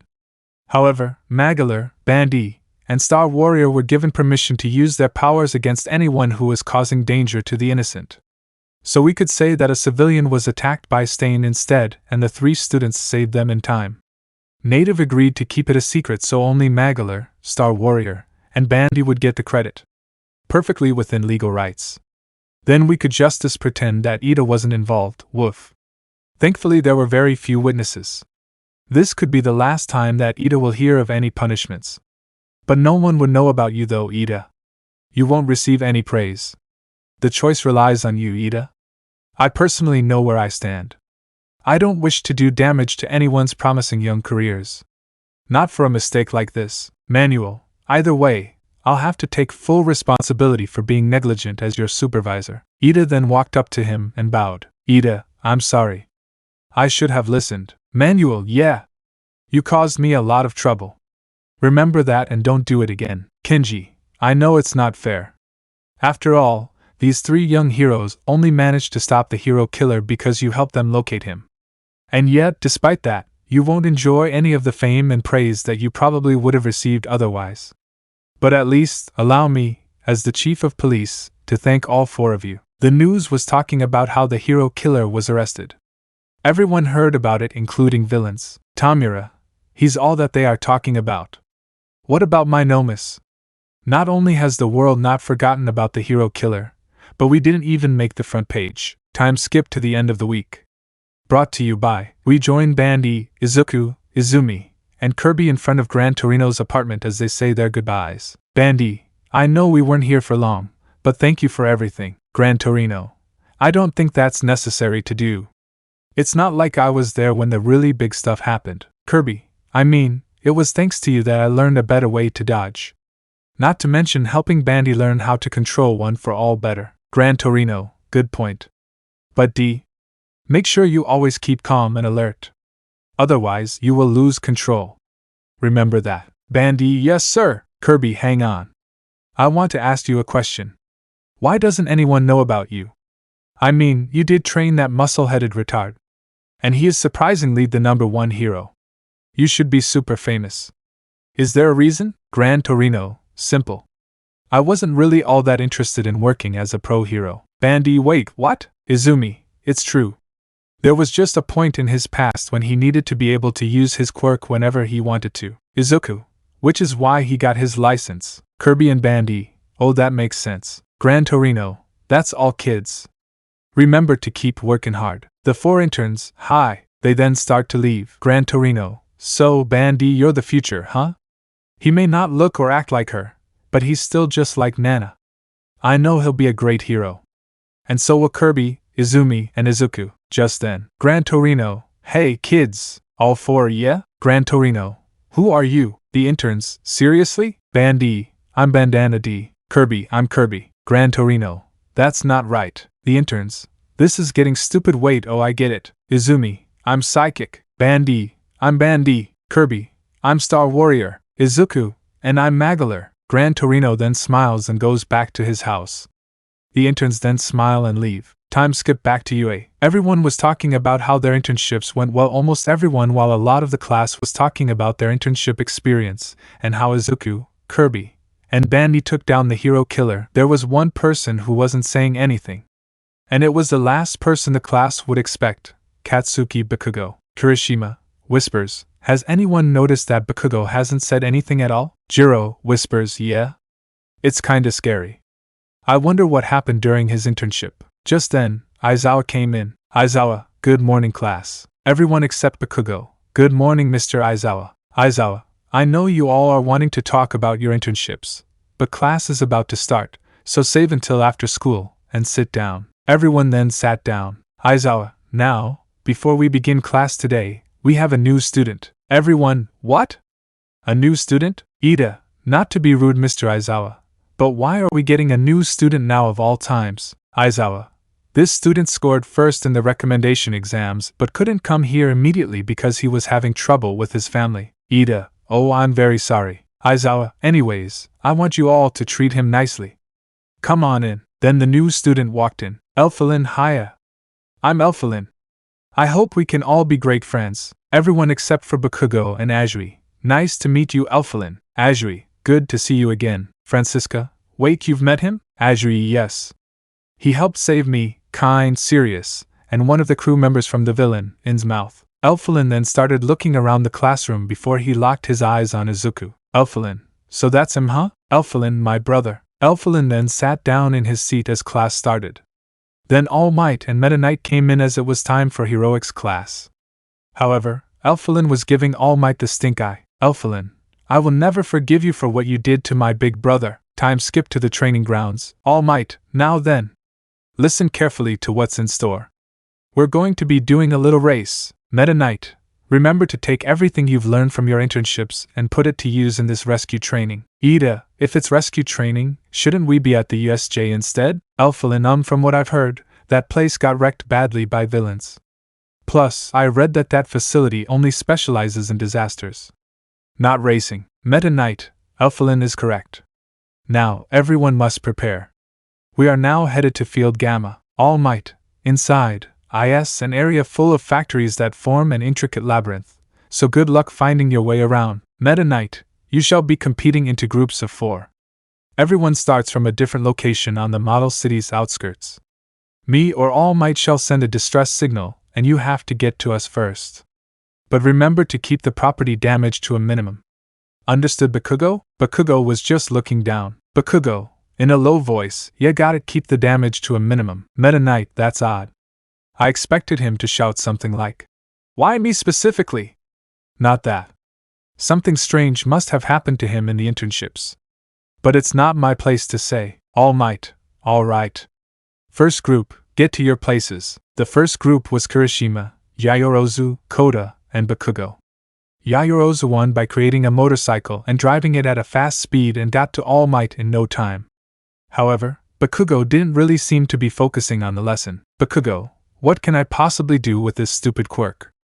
I can't seem to focus. There has to be a way for me to save others with this quirk instead of causing harm. That's the first step to being a better human being. The next group was Todoroki, Tokoemi, Hagakure, and Ojiro. Tokoemi was able to win with using Dark Shadow for flight. Luckily, Marks and Hawks taught him a thing or two about flight. So he was able to get to Meta Knight first. The third group was of Siro, Oyama, Mina, and Elfalin. Elfalin surprised everyone with his incredible flight speed. He got to All Might in record time. But while All Might was congratulating him, Elfalin had a look of pure rage on him. The fourth group was of Adeline, Ida, Francisca, and Gui. Adeline got first by creating a jet just big enough to carry her so no property damage would be done. She got to Meta Knight first. The fifth group was of Kirby, Sato, Bandy, and Izumi. Bandy impressed everyone with his new, super style. However, Kirby ended up getting to All Might first because he became Will Kirby, which was faster than One for All, super style at 10%. The sixth group was of Uraraka, Izuku, Azuri, and Shoji. But before they got into position, Uraraka, hey there Izuku? Izuku, what is it? Uraraka, I'm so sorry for what I did to you. Azuri, I am too. Izuku, I already know you are. You haven't done any more damage since that fateful day, so I want you to know that I forgive you. The two girls then gave Izuku a hug. They then got into position. Izuku got to Meta Knight first with incredible ease. The final group was of Jiro, Shinso, Kaminari, and Ribbon. Ribbon came in first since she was able to fly over all the buildings and managed to get to Almight first, while the others' quirks were not meant for speed. After that, the training was over. Everyone then went home. Well, Elfilin was living in the dorms since his home was far away. Time skipped to night. Bandy was sleeping in his room when suddenly, he was in some sort of black void. Bandy, what dash? Where am I? Hello? Kirby? No response. Bandy Izuku? Again. No response. Bandy anyone? Still no response. Bandy was freaking out until, so. You're the 10th, huh? A voice was coming from behind Bandy. He then turned around, and met a frail-looking guy with white hair. Bandy, what the dash? Who are you? I am Yoichi Shigaraki, the first user of One for All. Bandy, the first user of One for All? Yoichi, yes. Right now you are in the Vestige world. This place is where the spirits of the previous users of One for All go when they die. Bandy, wait, does that mean I'm dead? Yoichi, no. Calm down. I brought you here while you were sleeping because I need to tell you something. Bandy, what? Yoichi, the origin of One for All. Bandy, whoa. I want to hear. Yoichi, then allow me to explain. 10th. One for All was derived by another quirk. A very old one. Bandy, wait, it used to be something completely different? Yoichi, indeed. And the name of that quirk is All for One. Bandy, All for One? What does it do? Yoichi, it allows the user to take quirks from other people. The user could then keep the quirks for themselves, or transfer it to someone else. Bandy, seriously? That is terrifying. So the user can just steal powers? Yoichi, that's what I just said, didn't I? This was back when quirks were just starting to show up. It was before society had figured out how to deal with the newly powered among them. When quirks first showed up, it was impossible to say what it really meant to be normal. I mean, laws and human rights were furiously debated. The progress of civilization was stalled and society had decayed. Bandy, a very famous person, once said, if superpowers had never appeared, then humans would be taking interstellar holidays by this point. Yoichi, exactly. And during that chaotic period of change, there was one person who managed to rally many people together. His code name was the same as his quirk, Yoichi, All for One. He stole quirks from others. And then, with his incredible abilities, he spread his influence across the country. He manipulated people in order to serve his purposes. He also committed evil acts with little resistance. I didn't take long before he became the leader of villains and ruled over Japan. Bandy, but I thought this was just a myth. I mean, there were rumors about this online, but it wasn't in any history books. So everyone thought it was just made up. Yoichi, that would be because it's the kind of history that would be best ignored. Now, back to the story. When a person gains true power, they enjoy showing it off to others. A perfect example would be that Bakugo kid. Bandy, right. But how does this involve One for All though? Yoichi, remember what I said? About All for One having the ability to give quirks to others? He made people trust him or submit to his will by altering their abilities. However, it appears that there were many people who couldn't bear the burden of the quirks that were given to them. They basically became mindless living dolls. Bandy, you mean gulp like the Nomus? Yoichi, bingo. However, some quirks actually evolved as they were passed on. Some even combined with other powers. A perfect example of that would be Todoroki. However, this evil man had a quirkless younger brother. That quirkless younger brother was me. Bandy, why you're All for One's little brother? Yoichi, indeed. I was small and sickly, but I always wanted justice for others. We couldn't have been more different. It always pained me to see my brother's deeds, so I kept on resisting him. But then, my brother forcefully transferred a quirk to me, one that would allow me to stockpile power. Bandy, wait, why did he do that? Was it a gift for you? Or did he just want to force you to submit to him? Yoichi, to this day, I still don't know. However, even though everyone thought I was quirkless, I actually did have a quirk. But no one knew about it. Not even me. I had a useless quirk that could only allow me to pass on quirks. And so, the stockpiling quirk my brother gave me merged with my quirk. And that is how One for All was created. Bandy, whoa. Yoichi, kinda ironic, isn't it? Justice so often comes from evil. Bandy, hang on. Shouldn't your brother be long dead by now? Yoichi, oh, he's not dead. He has a quirk that doubles his lifespan. With the state of the world at the time, and the huge difference in our combat abilities, I decided to entrust my new quirk to future generations. I couldn't defeat my brother. Not in my current state. But I had hopes that One for All would continue to grow in power, until it was finally strong enough to stop him. Eventually, the 7th user, Nana Shimura, made the mistake of passing it down to Toshinori Yagi, who had let the power go straight to his head. But he did manage to defeat All for One. But he didn't finish the job. Bandy, of course not. Why am I not surprised, Yoichi? But something odd was about their fight. My brother wasn't actually trying to kill him. He even seemed rather weakened. I did some research and found out that my brother had changed his ways. I don't know all the details. But one thing's for sure, he is not the same evil person that he used to be. Bandy, well, that's great then. Yoichi, yes. But it appears that someone else has this quirk. All for One did make copies of other quirks. But I can tell that this new user of All for One is much more threatening. He has managed to create many plans to fight against you and your class. But the worst part is that All Might has been descending into the darkness. If things get too bad, you will have to defeat him. Bandy, yikes. That's not good, Yoichi. As the 10th user of One for All, it is your duty to defeat this new villain. But I fear that it will be difficult.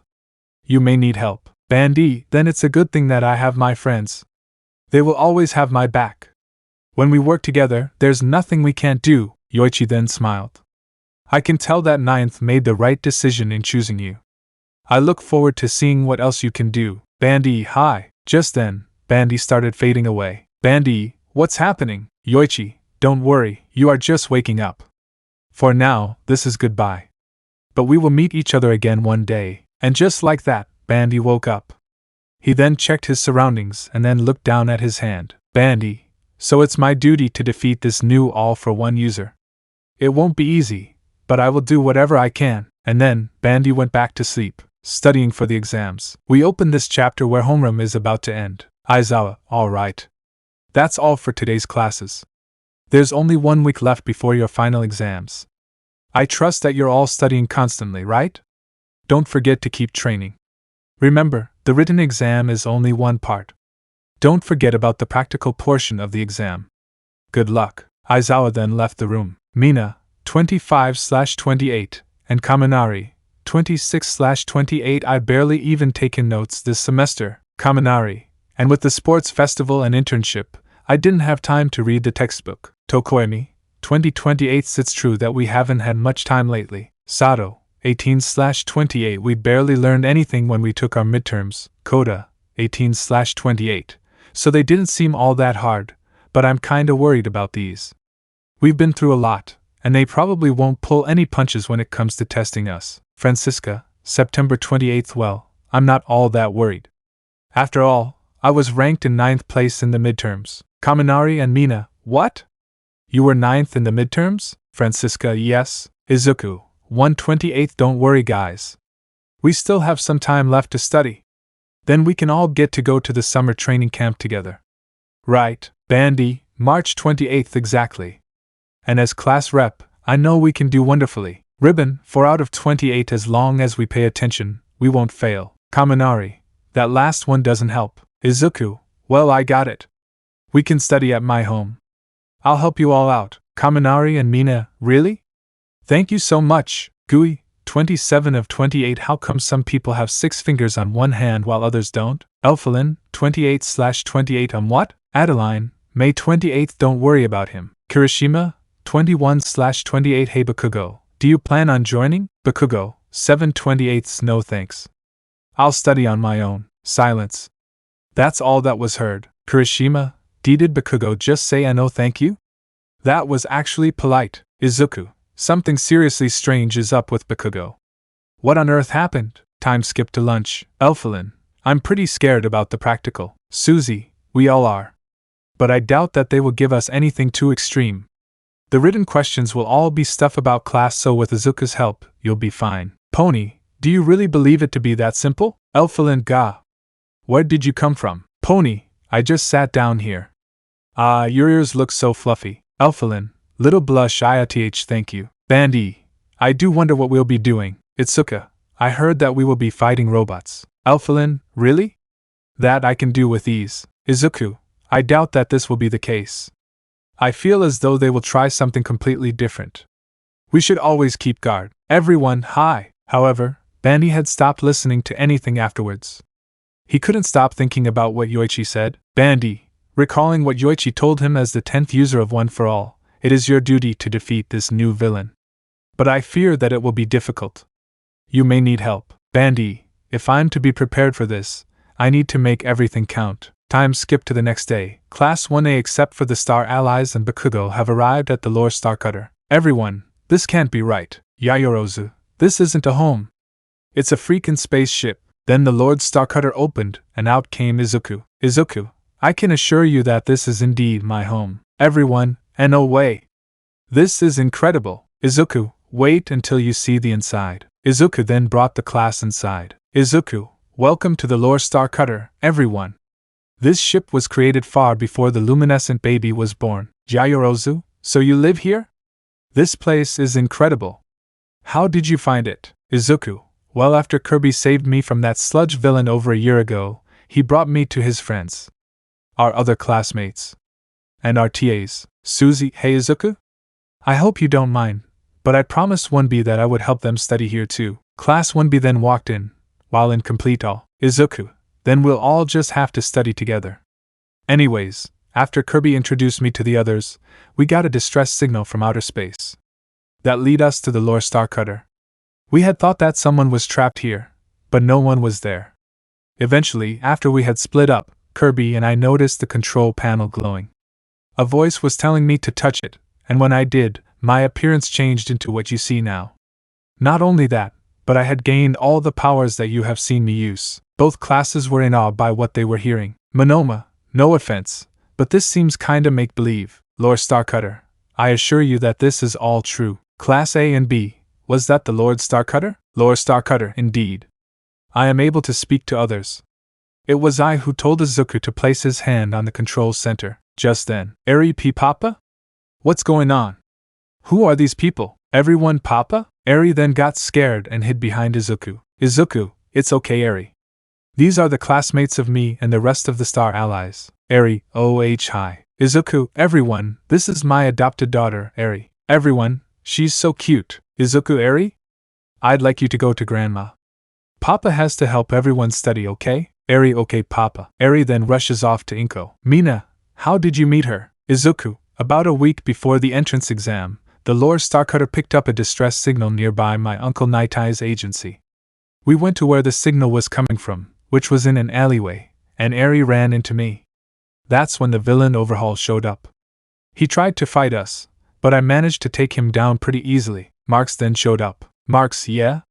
But not before humiliating him. Izuku, anyways, let's start. The study sessions were hard, but Izuku was an incredible tutor. Everyone was able to get the gist of things pretty easily. Even Dewey. Meanwhile with Bakugo he was at a playground. The playground that he and Izuku met. While there, he started to recall some memories. Past Izuku, hi. My name is Izuku Yagi.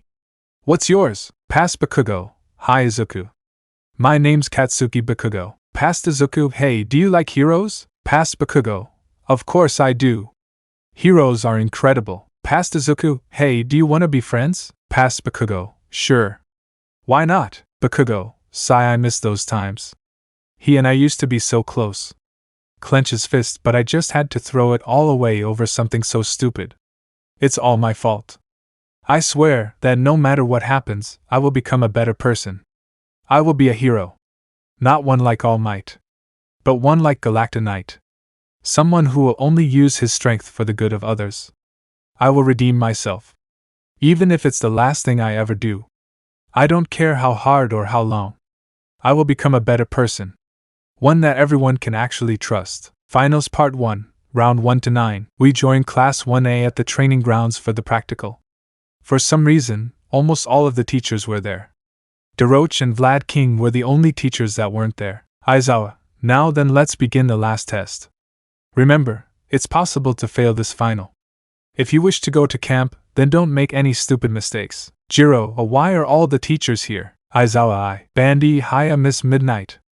How was your blind date? Midnight had a love-struck look on her face. Midnight, It was great. I even brought him here to watch. Kirby, really? Where is he? Over here.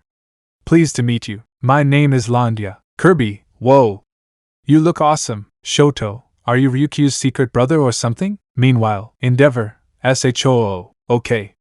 Back to the story. Landia, as a matter of fact, I am. Elfilin, hey, does Todoroki do that a lot? Izuku, yes. Aizawa, as I was saying, I expect many of you have gathered information and believe you have some idea of what you'll be facing today. Kaminari, we're fighting those big old metalheads. Mina, fireworks. S'mores. Here we come camp. Nizu, muffled actually this year's tests. Nizu then pops out of Aizawa's scarf. Nizu will be completely different, for various reasons. Jiro, Ojiro, and Siro, Principal Nizu? Yayorozu, you're changing things? Kaminari and Mina froze up. Nizu, the tests have a new focus. There will be hero work, of course, but also teamwork and combat between actual people. So what does that mean for you? You students will be working together in pairs and your opponents will be one of our esteemed UA teachers. Isn't that fabulous? Class 1A crud. Uraraka, we're fighting the teachers? Aizawa, additionally, your partners and your opponents have already been chosen. They were determined at my discretion based on various factors, including fighting style, grades, and interpersonal relationships. First, Yayorozu and Todoroki are a team. Against me. Then we have Izuku paired with Bakugo. Izuku and Bakugo, what? Bakugo, no. No! I can't be paired up with him. I'm not ready! How can I possibly talk to him after what I've done? I hope this will be the easiest match so it can end fast. Aizawa, and their opponent is. Almight then drops down. Almight, I am here to fight. Izuku and Bakugo, we're up against Almight. Bakugo, wait. This is perfect. I'll beat him up and he'll beat me up. That just might be a good start. Get ready, Almight. It's time we both began to pay for what we've done. And while we're fighting, Izuku can escape and pass. Meta Knight, if you wish to win, you must work as a team. Let's go back to a few days ago, shall we? Nizu, with the connection between the hero killer stain and the League of Villains, it's possible that criminals everywhere will become much bolder. Ku, then we need to start preparing for that before it's too late. Snipe, I couldn't have said it better myself. Ku. Since this is a school, we should be taking every precaution. DDD, right. If fights against villains are going to continue to intensify in the future, then having the kids clobber robots ain't all that practical. DMK, precisely. We originally used them to avoid complaints about people getting injured in the entrance exams, but unfortunately, they aren't challenging enough. Aizawa, we can ignore the complaints. Let people say what they want to say. Midnight, and let the words fall out. Honestly, I want to see you be brave. Wait, what? No. Who put that in the script? Oh wait, that was me. Take 2. Midnight, this sounds problematic. Cementos, I understand why you want to change the exam, but having students fight us? Even in teams of 2, is that a good idea? 13. It does seem rather unfair. Present Mike, if we win too easily, we won't be able to give them actual grades, yo. Meta Knight, of course, we would take that into consideration and give the students an advantage. Aizawa Principal, what are you thinking? Nizu, I agree. We need to change the practical exam to reflect the current times. How do we ensure the students aren't put in life-threatening situations? Simple. We must push them. We make sure that they're as strong as possible. Midnight, good point. Aizawa, right. Then let's talk about the teams. First, Todoroki. He's doing quite well generally speaking, but he relies too much on brute force. Yayorozu is an all-arounder, but can't seem to make spur-of-the-moment decisions and apply them. So I'll erase their quirks and take the advantage of their weaknesses. Next for Izuku and Bakugo. I'm leaving them to All Might. Everyone, what? Why, Aizawa, in this case, I didn't pair them up based on their ability or class work. I went with relationships. It's time Izuku faces his past demons head-on. Back to the present. Nizu.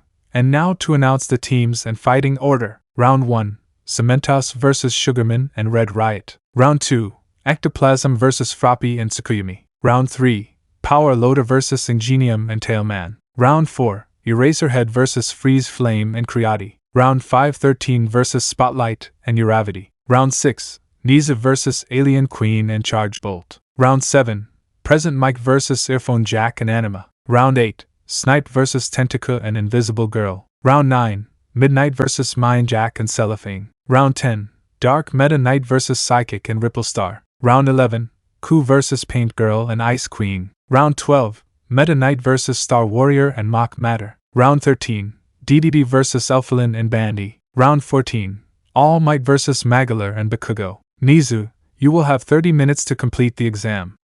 In order to win, your objective is to put these handcuffs on your teacher. Or you can win if one of you manages to escape from the combat stage. Kaminari, so either we capture the teacher or run away. Kinda like the combat training. Mina, hang on, is it really okay to just run away? Elfilin, it makes sense to me. We are facing off against actual pros. This is going to be like a real battle. We are going to have to think of them as villains. No matter how odd this will be. If we believe that we can win against them, then we fight. But sometimes, we'll be outmatched and need backup. So we have to run to get help. That's the smartest thing to do. Meta Knight, exactly Elfilin. This will also test your decision-making skills. Of course, I wouldn't be surprised if you think that running away is the only real option. DDD. So it's a good thing that the support course made us these specialized weighted cuffs. They add about half of our body weight to our physiques. It's not much, but they will eat up our stamina. So it will be harder for us to move around. All Might, GH. These are heavier than I thought. Bakugo said nothing. Izuku, seriously, I expected him to say something like, "You think we need a handicap to win against you?" What internship did he go to? Aizawa, let's begin. Sado. Kirishishima. You're up. The rest of you can either watch the battle, or come up with a plan. I'm going to summarize round 1 to 9. Round 1, Red Riot and Sugarman decided to run. Thanks to their study sessions with Izuku, they learned about Samenta's strengths and weaknesses. They knew they could destroy all the concrete in the area in time, so they decided to be stealthy, and they made it to the exit without getting spotted. Round 2, Froppy used long-distance attacks while Tsukuyami used Dark Shadow as a kind of armor to use close combat. They got caught by a giant clone, but with the help of Froppy and Dark Shadow working together, they got the cuffs on ectoplasm with a little misdirection, winning the match. Round 3, Ingenium and Tailman chose to escape. So they did their fusion. Ingenium used his quirk to launch Tailman to the escape gate, allowing them to win the battle. Although Ingenium is now stuck. Round 4, Creati was able to make a scarf exactly like Gui's. Since Gui has a capture weapon like Eraserhead, she was able to learn what it was made of. And with Freeze Flame's help, they managed to capture Eraserhead. Round 5, Spotlight and Uravity were having a tough time. They were struggling against 13, who was using her quirk to try and give them the Kirby treatment. So Uravity decided to do something that Kirby does. Uravity made herself weightless, and while she was being pulled in, she floated high above 13. Out of her range. She then returned gravity to her, and she kicked 13 hard. While down, Uravity placed the handcuffs on her, winning the match. Round 6. While Nizu was incredibly smart, and was sealing off the exits, Alien Queen was able to dissolve it with her acid quirk. So they were able to win the match. Unfortunately, Charge Volt couldn't do anything because he didn't know where Nizu was. Round 7. Present Mike was able to keep Earphone Jack and Anima stalled for a while. But he forgot that thanks to Zan Partisan, Anima had gotten really good at facing his fears, including bugs. This allowed him to use his quirk on the bugs ASAP, and since sound doesn't travel well underground, Present Mike couldn't do anything about it. This gave the duo the win. Round 8. Snipe was keeping Tentacle and Invisible Girl on their feet. Luckily, Invisible Girl had a plan. While Snipe was shooting, Invisible Girl removed all her clothes and became completely invisible. Tentacle then pretended to surrender, and Invisible Girl managed to get the handcuffs on Snipe while he was distracted. Round 9. Mind Jack and Cellophane ran away from Midnight. She nearly got to Cellophane, but Mind Jack helped him avoid Somnambulist. But she was hit on their heels. Eventually, they ducked into a rock. Cellophane thought that they would fail, but Mind Jack had a plan. He waited until there were only 2 minutes left, and he used his support gear to make his voice sound like the announcer, and said that time was up. Midnight responded to that, and it put her under his control. Cellophane then put the handcuffs on her, winning the match. Finals Part 2, DMK vs Psychic and Ripple Star and Ku vs Paint Girl and Ice Queen. It's time for round 10. No more summarizing. We joined Psychic and Ripple Star running through the city, trying to find the exit. Psychic, hey Ripple Star? Why don't we fight DMK instead? Ripple Star, simple. DMK has plenty of moves that reflect projectiles. And our quirks have nothing to do with physical attacks. Just projectiles. And while my internship with Mirko taught me plenty of fighting techniques, we're a team and you don't have OFA anymore. The whole point of the exam is to stick together as a team. So we can pass together. Psychic, wait, DMK can do that? How do you? Ripple Star. DMK is one of the members of the Star Allies. So we know of his skills and vice versa. Just then, both, DMK, in the name of Dark Mind, I shall kill you all. Psychic, Dark who? Ripple Star. I'll explain it later. DMK, the real world will fall before my might. Say your prayers. DMK then started launching sword beams at the two. Ripple Star, look out Psychic. The two barely dodged, but DMK didn't let up. He suddenly appeared right behind them and used a machine tornado, sending them into a building. Psychic, there has to be a weakness that we can exploit. Ripple Star, easier said than done. DMK is really getting into the act that he's still a villain. Psychic, wait, what do you mean by still? Ripple Star, later. We have to escape. DMK, I won't let you escape. DMK then created a bunch of giant swords out of the ground, trapping them. Both crap. DMK then swooped down and nearly hit them. He then started to use the giant swords as a way to increase his mobility. That gave Ripple Star an idea. Ripple Star, Psychic. Use your telekinesis on me to send me flying at DMK. Psychic on it. Psychic would then use her telekinesis to give Ripple Star a powerful boost and keep up with DMK. Ripple Star, get ready DMK. It's time for Ripple Star, Luna Ring. DMK was knocked down. Ripple Star, quick. The cuffs. Psychic, right. They then put the cuffs on DMK just before he got up. This allowed them to win the match. Psychic, how did you? Ripple Star, I learned a lot at Mirko's internship. Turns out, anyone can learn this technique. But it isn't as powerful without Mirko's rabbit quirk. The stronger your legs, the stronger the move. DMK, well done you two. Now go to the watchroom. The next match is about to start. Round 11, Paint Girl and Ice Queen were moving through the city to get to the exit. They felt like they could take Ku, but they have no clue where he is, so it would be best to escape. But then Ku showed up and attacked the two girls. Ku, I won't let you get past me, heroes. Ku then threw Sharp Feather at the two. Luckily, they dodged the attacks. But then Ku grabbed Paint Girl and flew high up in the sky. Paint Girl, Ice Queen, Paint Girl. I'll save you. Ice Queen then levitated herself to go after Ku. The only problem was that Ku was much faster, seeing as how his quirk gives him the abilities of a bird. Ku, you'll never catch me, hero. Ku then flew into the city to lose her. But Ice Queen had a plan. She then created ice walls everywhere between buildings, but didn't freeze the buildings themselves. This caused Ku to stop moving for a bit. And that was all that was needed for Paint Girl to paint a hammer on an ice wall. The hammer then came to life and Paint Girl grabbed it. She then smashed the hammer into Ku's left arm. Ku then started falling with Paint Girl, but Ice Queen came in and grabbed Paint Girl. Ku then fell face first on the ground. But before he could get up, Ice Queen fired off some icicles at Ku. They didn't hit him directly, but they got his clothes and he was now stuck. Ice Queen, ready Paint Girl? Paint Girl, ready Ice Queen. Ice Queen then launched Paint Girl at Ku. Paint Girl, take this. Paint Girl, Luna fall. Ku was kicked right in the stomach.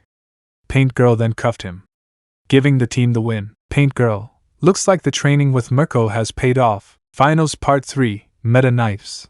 Star Warrior and Mach Matter and Detectives. Alphalin and Bandy. It is time for round 12. Star Warrior and Mach Matter are running through the city. There, they find Meta Knight right in front of them. He uses his geokinesis to create rock walls all over the city to prevent anyone from escaping. Star Warrior, looks like we have to fight, huh? Mach Matter, did you know that points at the sword in front of them sword? Star Warrior, you know Meta Knight, you're supposed to be a villain. Meta Knight, there was a couple instances where I was evil. But most of those times, I would still give you a sword. The only time I didn't do that was when I was turned into a robot, remember? Star Warrior, oh yeah. Good point. Fine then. You want a sword fight? Let's have a sword fight. Star Warrior then took the sword and became Sword Kirby. Meta Knight then charged at the two. Mach Matter fired a laser at Meta Knight, and it hit him. Star Warrior then did a sword spin to which Meta Knight dodged, only to get hit by a burning ball that charged at him. Mach Matter, ha! Got him! Star Warrior then charged at Meta Knight, and their blades clashed. Meta Knight then flapped his wings and got to a safe distance. Meta Knight, Mach Tornado. Meta Knight unleashed a giant Mach Tornado that headed right at them. Luckily, Star Warrior had a plan. His internship at Gran Torino's taught him an easier and more effective way to dodge. The Mach Tornado was almost there, but Star Warrior made an impressive dodge. He jumped far to the side and landed on his hands, and then did it again but with his hands this time. Meta Knight, impressive. It appears that you have Mach Matter, Cannonball. Mach Matter then turned into a boulder and slammed into Meta Knight. Star Warrior, we got you now! Unfortunately, before Star Warrior could get the cuffs on Meta Knight, he used his geokinesis to launch Mach Matter at him. Star Warrior, gah! They crashed into a building. Star Warrior, well that didn't work. Mach Matter, keep Meta Knight. What's another word for busy? Star Warrior, occupied? Mach Matter, yes. That. I have a plan. Star Warrior, well that's pretty concerning, but we're out of options. Star Warrior got up and rushed over to Meta Knight. Their blades clashed multiple times and time was almost out. But then, Mach Matter used his capture weapon to tie Meta Knight up. And since Meta Knight's hands weren't free, he could use his sword. Star Warrior, great work Mach Matter.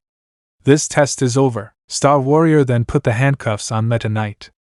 And so, the two have won the match. Now it's time for the 13th round. Bandy and Elfilin were planning on escaping. Bandy has a lot of respect for DDD and believes it to be impossible to win, while Elfilin has no idea what DDD can do, so he felt it would be best for them to escape. DDD, where do you think you're going, kiddies? The two looked behind to see DDD hot on their trails. DDD, I'm gonna clobber you too. DDD then started running after Elfilin and Bandy. Elfilin, yikes! We gotta go. Bandy, right. Hop on. Elfilin hopped onto Bandy as he charged up his super style. They then rushed off. DDD, those kids think they can get away like that? Pfft. Please! DDD then jumped incredibly high and landed on top of one of the buildings. DDD, there you are! He then transformed his hammer into a rocket hammer and launched himself to them. He then landed right in front of them. Elfilin and Bandy, DDD then tried to inhale them. Luckily, Bandy removed the tip of his spear and stuck it in DDD's mouth. Bandy, let's go! Elfilin, hi! Elfilin and Bandy then rush off again. They were nearing the exit. But then a missile hit the building and blocked their path. DDD, going somewhere? Elfilin and Bandy, ah crud! Bandy, wait! I got it! Bandy, go ahead! Just try and hit us! You couldn't hit sand on the beach. Elfilin, what are you doing? Bandy, whispers, just trust me. DDD was fuming. DDD, I'll show you. DDD then started swinging his hammer around and around. But Bandy and Elfilin dodged just in time and avoided getting hit. The boulder blocking them wasn't so lucky. Bandy, now's our chance, Elfilin. Let's go. And so, while DDD was dizzy, Bandy and Elfilin escaped. They had won the match. But now, it's time for the final match. All Might vs. Magolor and Bakugo. Finals Part 4. All Might vs. Magolor and Bakugo. We start this chapter as Magolor is following Bakugo through the city. Magolor, Bakugo, listen. We need to run from All Might. That's the only solid plan I can think of. Bakugo just walks faster. Magolor, hey! You're not thinking on actually fighting him, are you? That's insane. Bakugo, leave me alone. Magolor, no! You know as well as I do that we can't beat All Might. We may be powerful, but he still has us outmatched in speed. Bakugo, I'm not running away. I have to fight him. Magolor, but you know exactly what he can do. We idolized him together. You can't win against him, it's impossible. Bakugo, listen dude.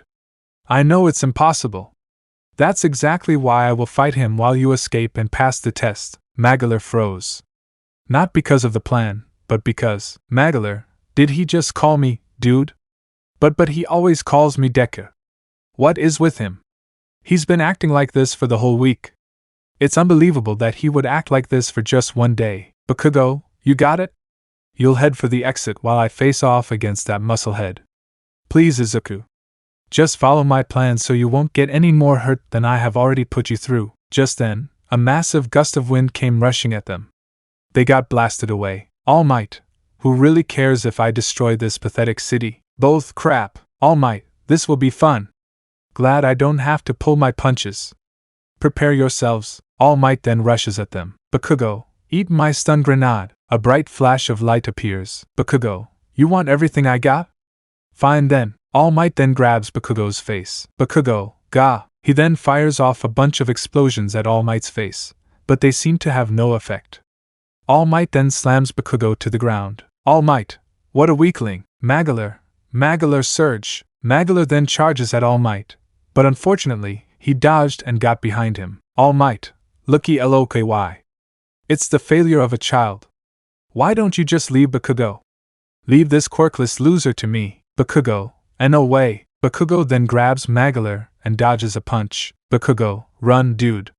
Leave All Might to me. Magolor, what is wrong with Bakugo? Just run. Please, All Might, have this fence. Magolor, Magolor gets stuck, but he managed to avoid getting impaled. But then All Might gives Bakugo a big punch to the gut and was sent flying. Magolor, are you trying to? Oh no, is he actually trying to kill us? Bakugo was just lying on the ground in pain. Bakugo, this is only a small fraction of what I had put Izuku through. All Might, how pathetic! I thought you wanted to surpass me? Bakugo, shut up. I don't care how much I get beat up. I'll keep fighting you. Even if I have to die in the process. After all, I'm just a Deku. All Might decided to take him out then and there. All Might, then this is goodbye. Bakugo, guess this is it.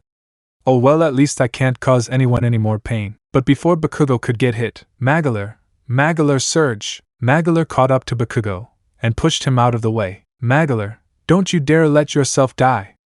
We have to win this. Magolor then takes Bakugo into an alleyway, away from All Might. Bakugo, let me go. Magolor, yeah, right? Not happening. Bakugo, let me go. Please. Magolor the trips and falls down. The two then try to catch their breath. Magolor, Bakugo. I can't think of a way for us to beat All Might. Or even make a clean getaway. Not in the state we're in now. But that's not even what I'm concerned about most. What I am concerned about is what happened to you. When did you start acting like this? Why? Bakugo the punches the wall close to Magolor. Bakugo, why sniff do you even care about my well-being? Magolor, what? Bakugo, I bullied you. No. I straight up abused you. I came up with a stupid idea to make you give up on your dream. I used my quirk on you almost every day. I gave you scars. Burns. I even suicide baited you. But you never did anything bad to me. I thought you were looking down on me. But even when I did all those things to you, you still supported me. So why? Why do you care about my well-being? Even after everything I did to you. I don't deserve a friend like you. I just let all that praise go to my stupid head. Why are you trying to help me pass? Bakugo was crying. So much, Magolor, because that's what a hero would do. So please. Tell me what happened. Bakugo, sniff, all right. It was Galactonite. I interned at his place. And he told me something I never expected. He's quirkless. All the powers we saw him use, they weren't quirks, they were magic powers like yours. He existed long before quirks ever existed. But he was sealed away by other quirkless people because they feared his power. He then taught me the difference between mine and your lives. It opened my eyes. It made me realize what a monster I had become, sniff, and how badly I screwed up our friendship. I'm so sorry, Izuku. Magolor just sighed. Magolor, now I see why you have acted like this. Kinda odd how just one word started to change your worldview, but I can't forgive you. At least not yet. But I can give you a chance to make things right. But first, we have to defeat All Might. Just 1 second. Magolor reached into his pocket and brought out a Maxim tomato. Well, 2 of them. Magolor, here. This will restore all our strength. We'll be in perfect fighting condition then. They then ate their respective Maxim tomatoes and got up. Bakugo, wow. These tomatoes are really powerful. Magolor, I'll say. Now, let's work together to defeat All Might. Bakugo, right. Transition to All Might. All Might was looking for the examinees. Then, both, looking for someone? All Might, How foolish! Time to die! All Might then throws a punch, but it was blocked by Magolor's magic barrier. The wind pressure of the punch blocked All Might's view so he didn't see Bakugo from behind. Bakugo, eat this! Bakugo then blasts All Might at point-blank range. All Might, you think that will do you any good? These explosions are pathetically small. What could that possibly do, Bakugo? It doesn't matter how small it is. Even something incredibly small can lead to something big happening. Magolor that hits All Might in his weak spot with his revolution flames. All Might, Bakugo. And it was a small thing that is making me into a better person. I will embody the meaning of change. Because my hero name is Bakugo, Morpho Knight. Bakugo then takes out a sword. But it wasn't a normal sword. Flashback. Galactonite, I want you to take these. Galactonite gave Bakugo two swords that looked exactly the same. Bakugo, I don't know what to say. Galactonite put his hand on Bakugo's shoulder. Galactonite, so you'll be a hero that people can feel safe around. Bakugo then bowed. Bakugo, thank you so much. Back to the present. Bakugo slammed the sword into All Might. And it hurt a lot. Especially since it was where he got a nasty injury. All Might. Morpho Knight. Now Magolor. Magolor then rushed to Morpho Knight and put the cuffs on All Might. Magolor and Morpho Knight have passed. Special Chapter 1. All for One arrives at his lab. He was betrayed by Dr. Shigaraki, his loyal scientist. And to add insult to injury, All Might has forced him to be presumed dead. Which means if he goes back to his family, bad things might happen. He was in a coma for 5 years, but the worst part was that when he finally woke up, All Might had married his wife and is now neglecting his son for something that was out of his control. Nana, finally you're up. AFO, yeah, but I have lost someone dear to me. My son and wife. Nana, it gets worse, he is being bullied. Badly. And he has no one to rely on. If only there was a way we could give him a new family member to protect him. AFO, Nana, that's genius. We make him a brother. Nana, what? Have you lost your mind, Hisashi? Hisashi, no, hear me out. Remember the Nomu? Nana, kinda hard to forget. Hisashi, well, it's possible to create our own. Nana, I know.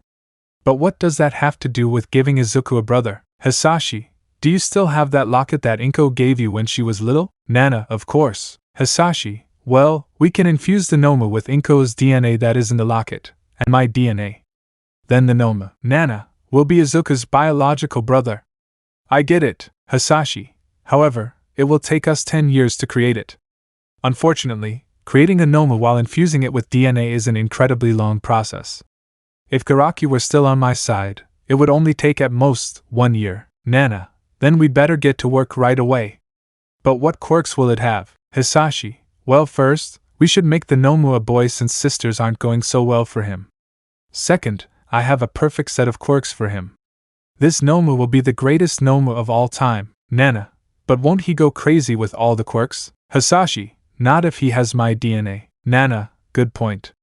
So what are the quirks? Hisashi, I actually made them myself. It's a lot of quirks, but with my DNA, he'll be able to keep his mind in check. Flight, phantom spears, shock waves, dimensional rift, a small teleportation quirk, phantom duplicate, a laser quirk I like to call double star, a blade quirk I call blazer cutter, a fire quirk I named deadly sun grazer, and a hailstorm light quirk that I decided to name Splash Roche. Nana, that's quite a lot. Also, I think you should stop watching those space documentaries. Hisashi, yeah, no. Let's get to work. And so, for the next 10 years, Hisashi and Nana worked as hard as they possibly could to make the greatest Nomu of all time. Hisashi decided to give this Nomu a body that just screams super cute. It could easily be passed off as a kind of mutant-type quirk. Eventually, Nana, phew. He's finally finished. So, what is his name going to be? Hisashi, how about Elfilin? Nana, Elfilin? I think it's adorable. Shall we wake him up? Hisashi, yes. Nana then pressed a button and Elfilin started to stir. Elfilin, GHH. What the? What's going on? Who am I? Where am I? Hisashi, hello, Elfilin. I am Hisashi Shigaraki. And I am your father. Elfilin, my father? Hisashi, yes. And this is your grandma, Nana. Nana, nice to meet you, Elfilin. A few months after that, Elfilin took the entrance exam for UA. Why, Hisashi, this was your big brother, Izuku. Hisashi shows Elfilin an image of Izuku before he changed. Hisashi, but now, his appearance has changed into this. Hisashi then shows Elfilin an image of the current Izuku. Hisashi, however, he has no idea that you are his brother. But I know that he is going to enter UA and I wish for you to go with him so that you can keep an eye out for him. Elfilin, I'll gladly look out for my big brother, but why would I need to keep watch over him? Hisashi, because of this muscle head. After Izuku was found quirkless, this so-called symbol of peace started to either neglect him or abuse him. So please, I need your help to keep watch on him. I know that he is incredibly strong now, but I still worry for him. Elfilin, you can count on me, Dad. However, even after he got into UA, he ran into some trouble. Hisashi, Nana? Elfilin? I burned the water. Nana and Elfilin, what? How the buck did you burn the water? 1B Final Exams Part 1. We open this chapter on the day after the final exams for 1A. It's time for 1B to fight. Suzy, why are all the teachers here? Nizu, there has been a change of plans. You will be fighting the teachers instead. Great news, right? All what? Nizu went on to explain the rules. We already know them. Test Tetsu. But even with these handicaps, can we really win? Pony, yeah. What if we have to fight Almight? Vlad King, don't worry. Thanks to Magolor, and the newly named Morpho Knight, Almight is still recovering and cannot fight. Suzy, wait. Who's Morpho Knight? Meta Knight, that would be young Bakugo. 1B Star Allies, wait. What? Nizu, I know. I was surprised that he chose that as his hero name too. Ever since the end of the internships, he was acting very strange. Now yesterday, I found out why, but that's not for me to tell. Everyone's sweat dropped at this. Everyone, creepy. Zon Partisan, so, who will be on whose team? Nizu, ah yes. I almost forgot about that. Here are the team matchups. Round 1, Battle Fist and Phantom Thief vs Snipe. Round 2, Black Hole, Marks, and Lizardy vs Hounddog. Round 3, Vantablack and Rocketti vs Vlad King. Round 4, Welder and Emily vs Ectoplasm. Round 5, Shemage and Rule vs Present Mike. Round 6, Gadget Girl, Suzy, and Longwazy vs Niza. Round 7, Spiral and Vine vs 13. Round 8, Tsuburaba and Plamo vs Midnight. Round 9, Flamestone, Rick, and Arctic Dragonfish, Kine vs Ku. Round 10, Jack Mantis and Real Steel vs Meta Knight. Round 11, Mudman and Mines vs DDD. Round 12, Gavaudin and Comic Man vs Deroche. Round 13, Spider King, Taranza, and Spider Queen, Sectonia, vs DMK. Itsuka, wait. There is still 2 remaining. Flamberge, yeah. What about us? Nizuo. You will be taking on our newest staff member. Landia, me. 1B, what? Who is this guy? Midnight, this is my new boyfriend, Landia. Flamberge. Zon Partisan. He will be your opponent. Landia, think you can take me? Flamberge, oh, I am looking forward to this. Nizu, so the final round will be Lightning Lord, Zon Partisan, and Rengoku-chan, Flamberge, against Landia. Landia, wait. Lightning Lord, I get. But Rengoku-chan, Marks, she has a big crush on Kaijuro Rengoku in that anime, Demon Slayer. Flamberge, shut the buck up. Everyone's sweat dropped at that. Everyone, this got awkward. Nizu, well now. It's time to start the tests. Battle Fist, Phantom Thief, and Snipe, will you please head into the battle center? Itsuka, Nito, and Snipe, hi. They then went inside. Nizu, everyone else can come up with plans, or watch the exams happen. It's your choice. 1B Final Exam Part 2, Rounds 1 to 8. Round 1, Battle Fist and Phantom Thief are rushing to the exit. Battle Fist's quirk is only good for close combat. And Phantom Thief's quirk won't be of much help, even if he does copy Snipe's quirk. But then they nearly got hit by a bullet. Courtesy of Snipe. Snipe, I won't allow you kids to get past me. Have a taste of my bullets. Snipe then started shooting bullet after bullet, while Battle Fist and Phantom Thief were hiding behind some cover. Battle Fist, this is bad. We can't even get close to Snipe. How on earth are we going to win? Phantom Thief, I have a plan. It's stupid, but it just might work. Battle Fist, well, what's the plan? Phantom Thief, use your quirk and throw me to the exit. Battle Fist, that does sound quite stupid, but it might be our only chance. Battle Fist then enlarges her right hand, picks up Phantom Thief, and throws him to the exit. Phantom Thief, cannonball. Phantom Thief is then sent crashing into the exit like some comic relief character, but at the end of the day, they won. Snipe, that was weird. Let's move to the next round. Round 2, Lizardy, so Black Hole. Any girls catch your eye? Winks, Black Hole, oh yeah. But I'll tell you later. Just then, Hound Dog found them. Hound Dog, it's like they said. Those two would be too distracted flirting and wouldn't be able to focus. Grah, both crap. Run! Black Hole and Lizardy run off, but Hound Dog can smell their scent thanks to his quirk. Lizardy, hey Black Hole. Any ideas? Black Hole, just one. How many pieces can you split up? Lizardy, 50. Black Hole, alright. I suggest you split up into a bunch of different pieces, but they all have to be the same size. Lizardy, how come? Black Hole, simple. They will all have the same scent. This will force Hound Dog to choose one of the locations there, but chances are high that it won't be near me. While this is going on, I'll fly to the exit while Hound Dog is on a wild lizard chase. Lizardy, wow. Good idea. Black Hole, let's do this. Lizardy then split herself up into 25 different parts, as they all went the same way. Hound Dog ended up have trouble with all of that. While this was happening, Black Hole was flying incredibly fast thanks to his internship training and made it to the exit. And just like that, Black Hole and Lizardy passed the exam. Round 3, Vantablack and Rocketty were originally going to flee from Vlad King. Unfortunately, Rocketty was caught by Vlad King's blood control quirk as it became solid around Rocketty, trapping her. But her horns were still free. So she used her rocket horns. Then, Vantablack got an idea and merged with the shadow of the horn. Once he was close enough, Vantablack popped out and caught Vlad King completely off guard. He then cuffed Vlad King while he was in shock, giving the victory to Vantablack and Rocketty. Round 4. Welder was constantly merging things together so that Emily could use her poltergeist quirk and throw them. Eventually, they reached the real ectoplasm and Welder merged a bunch of objects together. Emily then used her quirk to fight ectoplasm with it from a distance. But this was only to distract him as Welder then snuck up on him and placed the cuffs on him, winning the match. Round 5. Present Mike was relentless with his voice. Luckily, Rule used her quirk on one of Shemij's mushrooms while on top of them and started to use the trees as platforms to avoid Present Mike's shouting. Eventually, they got to Present Mike and Shemij did something that sent a chill down everyone's spine. Even Rules. She grew a mushroom inside of Present Mike's throat and he was having trouble breathing. And because of that, he could no longer scream. And so Rule and Shemij walked out of there and won. 1B, Shemij and Vantablack. That was terrifying. Vantablack. I think I have some issues because I thought that what she did was hot. Round 6.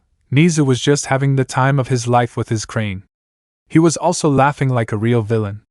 Especially in a way that makes him a popular character in My Hero Academia. Yeah, like that. Anyways, Gadget Girl wasn't exactly panicking. She made a device to hone in on heat signatures and found where Nizu was. She then told Longwazy where he was at and they split up. Nizu was incredibly entertained with what he saw. But then the controls were destroyed by Longwazy and he was then captured. Round 7-13 was chasing after Spiral and Vine.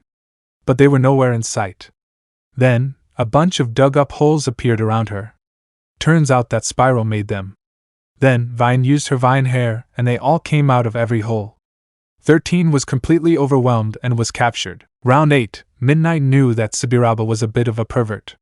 Not nearly as perverted as a certain grape-haired boy who was expelled. But still. But she didn't expect Plamo to use his quirk to keep Midnight from moving. Then, Subiraba started rushing towards Midnight as she then used her quirk to knock him out. However, it was just a trick. Subiraba then used his solid air quirk to trap Midnight in an air prison. And she was already using her quirk. Eventually, she passed out from her own quirk. But it took a while since it works better on guys instead of girls. But at the end of the day, she passed out. Once she did, Subiraba released her from the prison and while holding his breath, cuffed Midnight. 1B Final Exams Part 3, Rounds 9, 10, and 11. Round 9. Flamestone and Arctic Dragonfish were rushing to the exit but was stopped by Ku's feathers. Ku, you won't be getting past me. Ku fired feather after feather after feather to try and hit them. Thankfully, Flamestone was burning down as many feathers as he could. But he was also needing to protect Arctic Dragonfish by transforming into stone. However, Flame Stone was still taking plenty of damage. Not as much as Arctic Dragonfish would have if he was being hit, but he was still taking plenty of damage. Flame Stone, we aren't going to be able to escape from Ku. He has great speed. We need to defeat him, Arctic Dragonfish. But how? Flame Stone, we draw him up close and then hit him with a splash curling. Arctic Dragonfish, good thinking. Flame Stone, oh I. Ku. Come and get us if you can. Flame Stone and Arctic Dragonfish then rush off to the exit with Ku on their trails as he then charges right at them. Ku, you dolts! Telling me to come at you is such a Flame Stone, ADF. Now, Arctic Dragonfish then transforms Flame Stone into a splash curling by combining his water power with Flame Stone's stone power. This ended up launching him right at Ku's face. Ku, GAH. Ku was then knocked out, and Flame Stone put the cuffs on him, thus winning the match. Round 10. Jack Mantis and Real Steel were on their way to the exit. But before they could escape, Meta Knight showed up. Meta Knight, Mexican music plays. I will not allow you heroes to escape. You will fight me. Now. So draw your quirks and face me, young heroes. Jack Mantis, fine. But I just have one question for you, Meta Knight, and what would that be? Jack Mantis, what's with the Mexican music? Meta Knight, to be honest, I do not know. Now. Fight me! Meta Knight then charged forward, but was then blocked by Jack Mantis' blades. However, Jack Mantis was pushed back by the impact, giving Meta Knight the perfect opportunity to unleash a bunch of sword beams. Luckily, Real Steel was able to block the sword beams with his quirk. But it still hurt a lot. Real Steel, damn! So this is the power of the number 2 hero, huh? Nasty stuff. Jack Mantis, are you okay? Real Steel, yeah. I'm fine. I'll act as your shield. You just do what you do best. Remember, those weights will eat at his stamina. Also, I don't think he can fly with all of that extra weight on him. Jack Mantis, right. Let's do this. And so the two heroes in training rushed right at Meta Knight. Meta Knight was good at countering and attacking, but it was pretty clear that he was slowly losing steam faster than the others, until finally he collapsed. Real Steel, now's our chance. Starts running forward. Let's. Real Steel, gah! Real Steel was sent flying back into a building. Jack Mantis, crap. Real Steel, are you okay? Real Steel, why yeah. I'm fine. Meta Knight. That wasn't manly. Meta Knight, as much as it pains me to say it, so what? Real villains will often pull dirty tricks like that. You can't believe everything you see. Real Steel, damn. He's right. Just then Meta Knight got attacked from behind and then cuffed. Meta Knight, gah. What? Jack Mantis, ha. You let your guard down, and that allowed me to get the jump on you. Meta Knight, well played. You two will make incredible heroes one day. I am proud of you. And just like that, Real Steel and Jack Mantis have passed the exam. Round 11, Mines and Mudman were running away from DDD. However, DDD Super jumped right in front of them. DDD, get ready to die. Mines, oh god. Mudman, I got this. Mudman then traps DDD with his quirk. DDD, you think this will hold me? I'm masked and wild. DDD then super jumps out of there and charges straight for them. Mudman, run! The two heroes in training, Heartbroken, barely dodge DDD's next attack and run away. Mines, there has to be a way to defeat him. Wait. I got it. If we can get close enough to DDD and you can grab his hammers, they will be completely useless for him. Then we can put the handcuffs on him. Disclaimer: I only used this version of DDD for the music to be perfectly used. He will not go primal. Sorry, Mudman. But how are we going to get close enough? Mines, there are plenty of projectiles around us. I can bombard him with them and distract him long enough for you to use your quirk on his hammers. Mudman, sounds like a plan. Let's do it. Mines then grabbed a bunch of pieces of buildings that DDD wrecked and rushed at him. Mines, take this. He then threw the pieces at DDD and used his twin impact quirk to launch them at several times their speed. DDD could not protect himself, and while attacking, Mudman grabbed hold of his hammers and they were softened. DDD, nuh! You brats! And then the handcuffs were put on him by Mines. Mines, gotcha! DDD then looked at him, and Mines started to panic. DDD, takes off mask, good job. Mines, huh? You're not mad? DDD, I wanted to test how well you do in the face of fear. I would never actually wish to kill you young heroes. The way you two handled this was outstanding. I'm proud of you both. And just like that, Ainz and Mudman passed the exam. 1B Final Exams Part 4, Rounds 12 and 13. Round 12, Comic Man and Gavaudin were fleeing the area, but Daroche then showed up out of nowhere. But he looked a little different. He wasn't wearing red, he was wearing purple. Daroche, Comic Man and Gavaudin, AHHHHH. Daroche, I am Dark Daroche. You heroes will never be able to stop me. Wahahaha. Dark Daroche then starts unleashing a massive ice beam while teleporting all over the place, making it nearly impossible to hit. He then uses his triple star cane and makes a direct hit. Comic Man and Gavaudin are forced to run and take cover. Comic Man, damn. Dark Daroche is strong. How can we possibly defeat him? Gavaudin, we need to think about our strategy. Remember Magolor's notes on Daroche.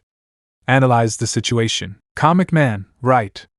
Let's see, Daroche is fast and strong, or at least that's what he seems.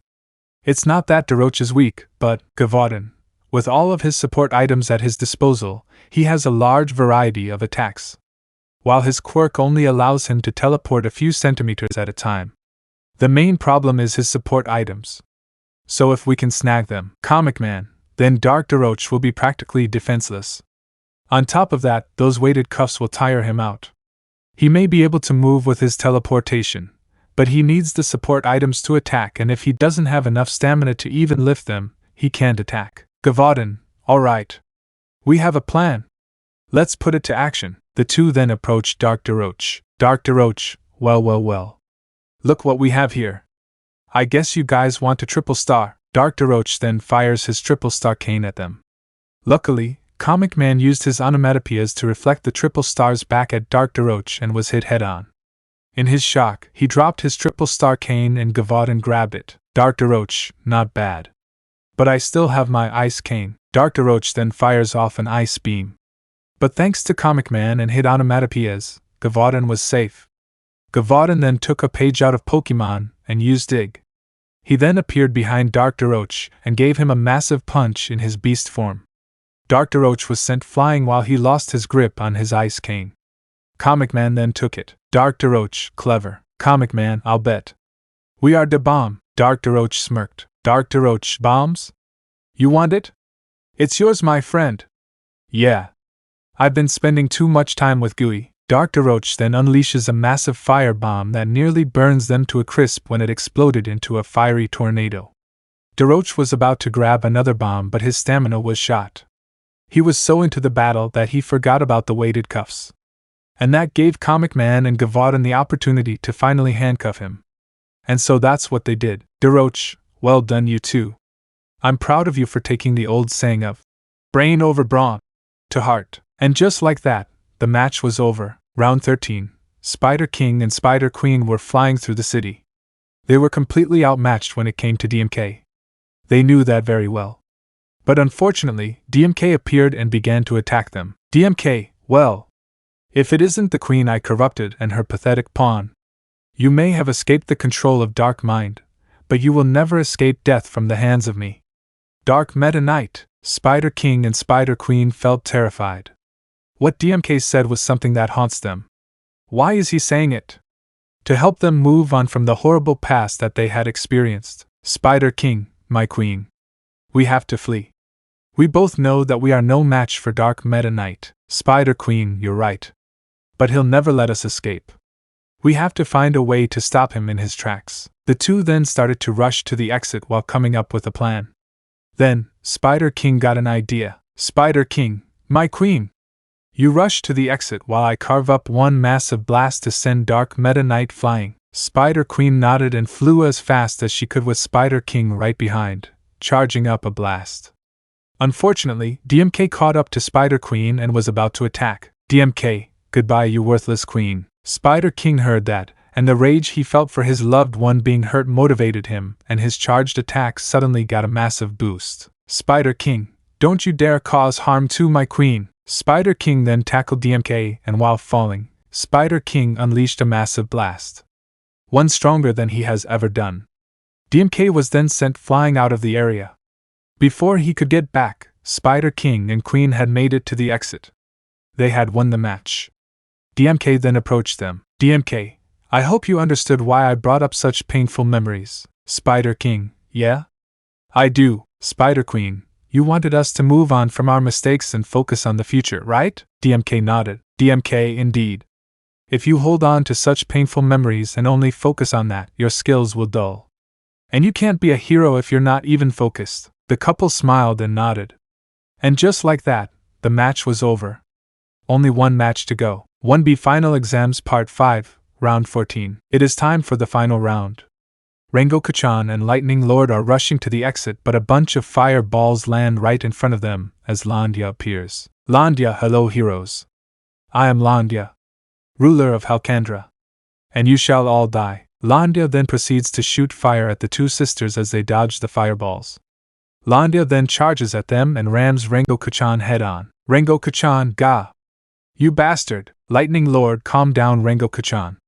We need a plan to take Landia down. Landia, if your plan is to be like that dumbass who died to Upper Moon 3, then you might want to rethink your plan. This made Rengoku-chan snap and charge right at Landia, despite Lightning Lord's warning. Landia, just as planned. Landia then swung his tail at Rengoku-chan and knocked her right into a building. Lightning Lord, Rengoku-chan. Lightning Lord rushes back to Rengoku-chan to see that she is still conscious. Lightning Lord, oh thank goodness.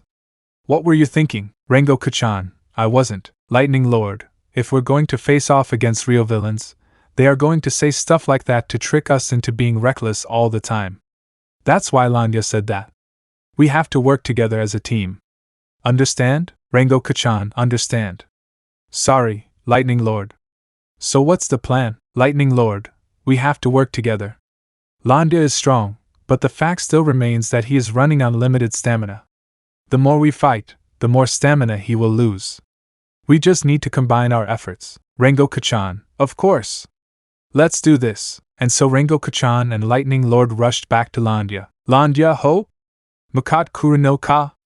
Naijiza and I kono dio and I chikazite kuru no ka. A/N. Wait, what? I don't even watch JoJo. Why would I put that in there? Lord Lightning, I'm sorry, what? Landia, sorry.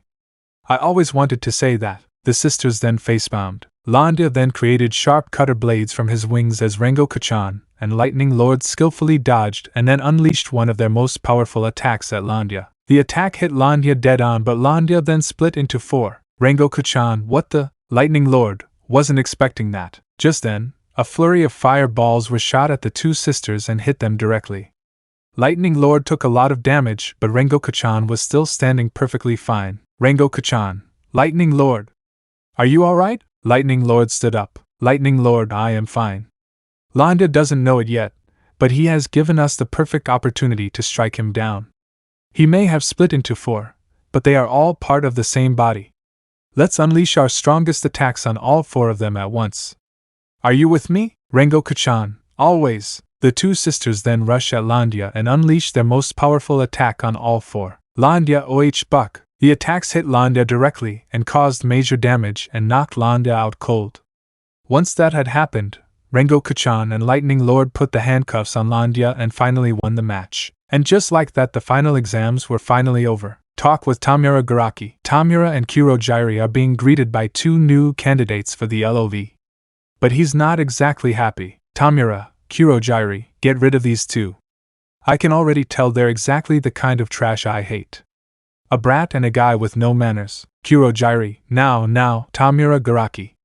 They came all this way, the least we can do is hear them out. Give them a chance. Besides, this broker is respected in the underworld. They're bound to be valuable assets. Kajiro, like M or not, you still owe me a finder's fee. In cash. I suppose I could introduce the two of them before I go.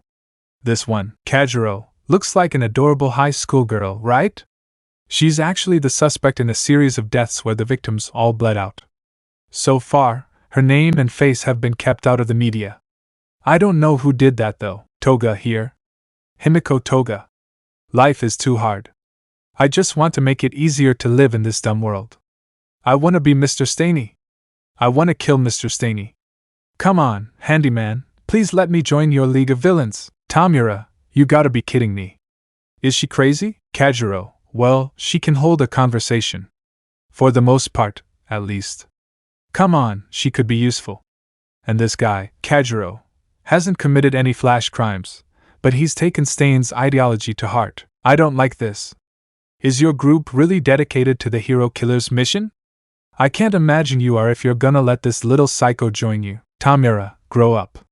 She may be a psycho, but at least she knows how to introduce herself to people. Don't just stare. What's your name? Right now I'm going by Dabi. Tamura, no, I want to know your real name. Dabi, I'll tell you when you need to know about it. In any case, my new purpose is to carry out the hero killer's will. Tamura, that wasn't what I asked you, Patchwork. Geez. Why is everyone so hung up on Stain? He's all I ever hear about.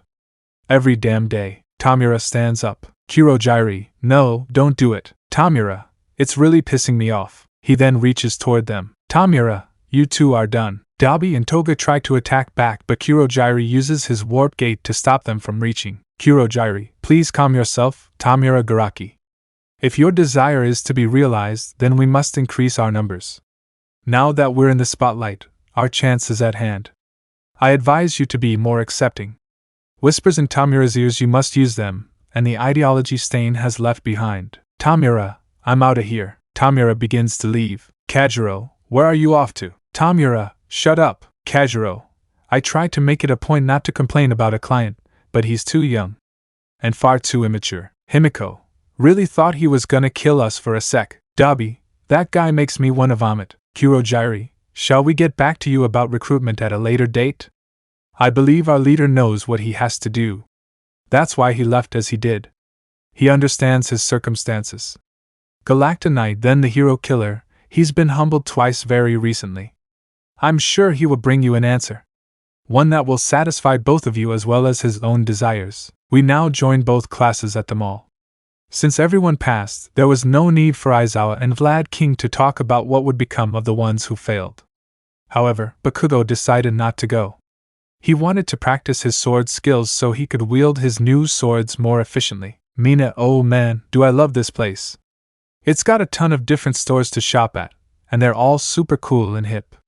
The Kiyoshi Ward Shopping Mall. Kirby, guys.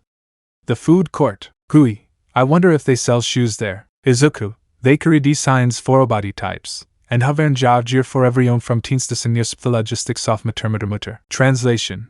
They carry designs for all body types, and have a range of gear for everyone from teens to seniors. The logistics of mutter. Elfilin, so he mutters like dad. Random guy, whoa.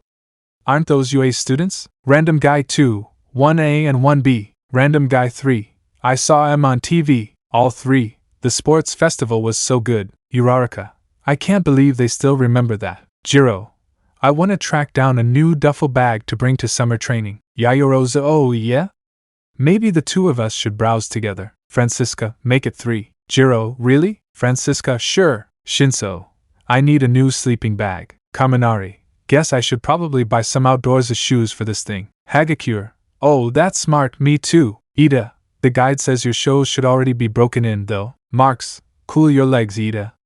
Even if they aren't broken in, it doesn't take long to actually break them in, so chill out. Ida, yes, Marks, it's about to be summer.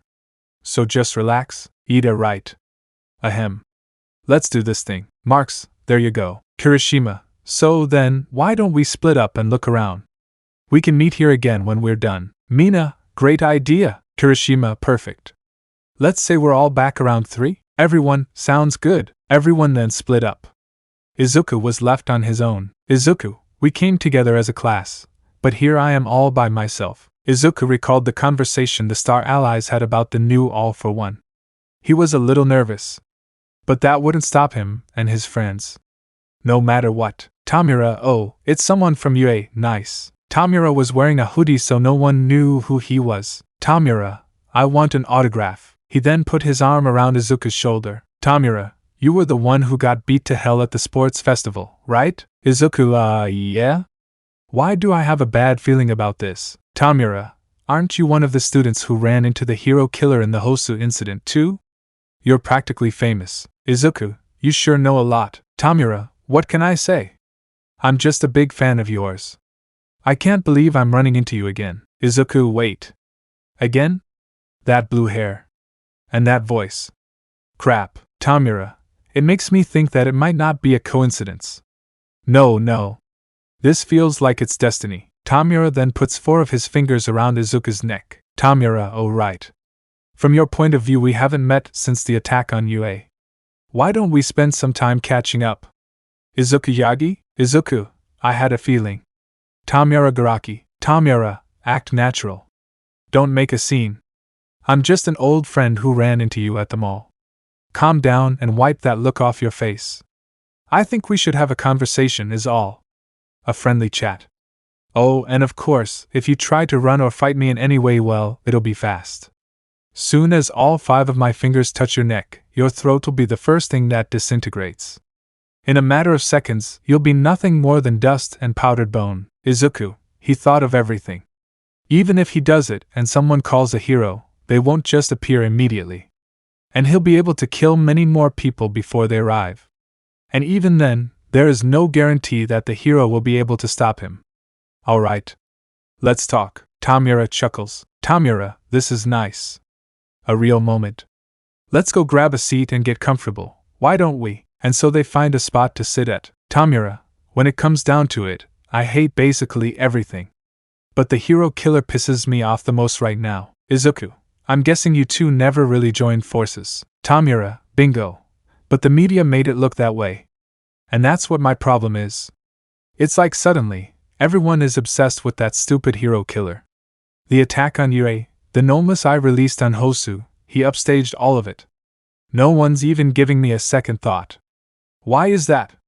Despite what he claims to believe, all he really did was try to get rid of whatever things he didn't like. What's the difference between us? Yagi? Izuku, first off, never call me Yagi. I abandoned that name a long time ago. As for what the difference between the two of you is? To be honest, I don't understand you. Your goals and your villains, I don't agree with anything you do. I don't entirely agree with the hero killer either. But I will admit that what he said about what heroes should act like is something I do agree with. I can understand him a bit. Because the hero killer and I have something in common. We were once inspired by Almight. That night, he even saved me from the flying Nomu. By the way, do you know of a boy named Tsubasa? Tamura, never heard. Why, Izuku, he has a quirk that gives him wings like the flying Nomu. Anyways, the hero killer is a maniac, but he doesn't destroy things just for the fun of it. On top of that, even when things were looking bad for him, he didn't abandon his mission like you did. Even if he acted in the wrong way, he held true to his beliefs. That's the difference between the two of you. Tamura, that's like a weight off my chest. I see it now, all the dots connected. Why he makes me so angry. Everything makes sense. It's him. The problem is Almight. Yeah? That's it. That's the most rational explanation. I didn't see it, even though it was right in front of me the whole time. What was I worrying about so much? It's simple. He's why these morons are able to smile thoughtlessly. Tamura was beginning to choke Izuku. Tamura, they feel so safe because that garbage pro is smiling thoughtlessly, too, as if there's no one in the whole world he can't save. Oh. I'm glad we had this chat. I feel better. I can't thank you enough. I don't need to change my ways after all. You know, it's really ironic, hero killer. I'm your opposite, but you let me live. And now your ideals and convictions will become a stepping stone for me. Elfilin, hey mister? I don't know what you and Izuku are doing, but I think you're choking him. I suggest you let go of him. Izuku, Elfilin. Everything is fine. Stay back. No closer. Tamura then lets him go. Tamura, oh, you were here with a friend? I didn't know. Sorry about that. If you try following me, I'll get angry. Tamura starts to leave as Elfilin goes to check up on Izuku. Elfilin, you okay? Damn it, Tenko. Izuku, hold on, Garaki. I have a question too. What is All for One after? Tamura, who? I've never heard of All for One. That's the name of a quirk, not a person. But here's a little word of advice, friend. Be careful. The next time we meet, I'll likely have to kill you. With that, Tamura left. Elfilin reported this incident, and the shopping mall was closed.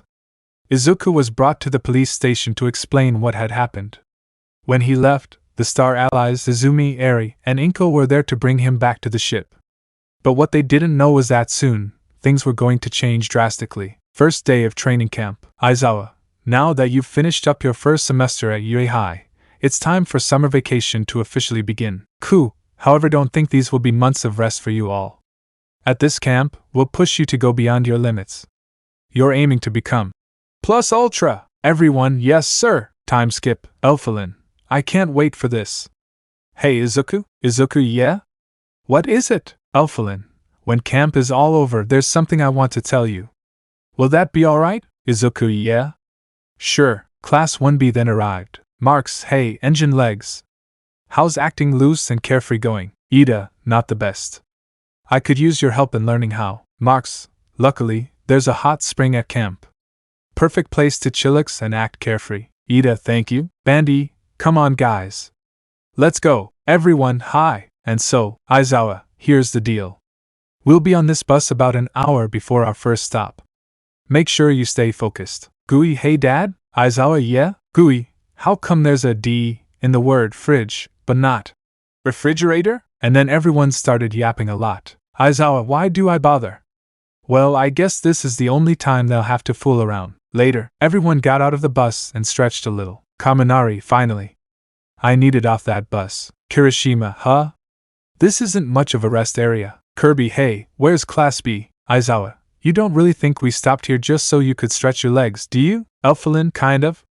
I'm still new here. Ida, how come it took you so long to enter? Elphalin, we ran into some technical troubles. My dad burnt the water. Ida, how is that possible? Elphalin just shrugs. Then a car shows up and the doors open. Heya, Eraser. Aizawa, long time no see. Mandalay, your feline fantasies are here. Say.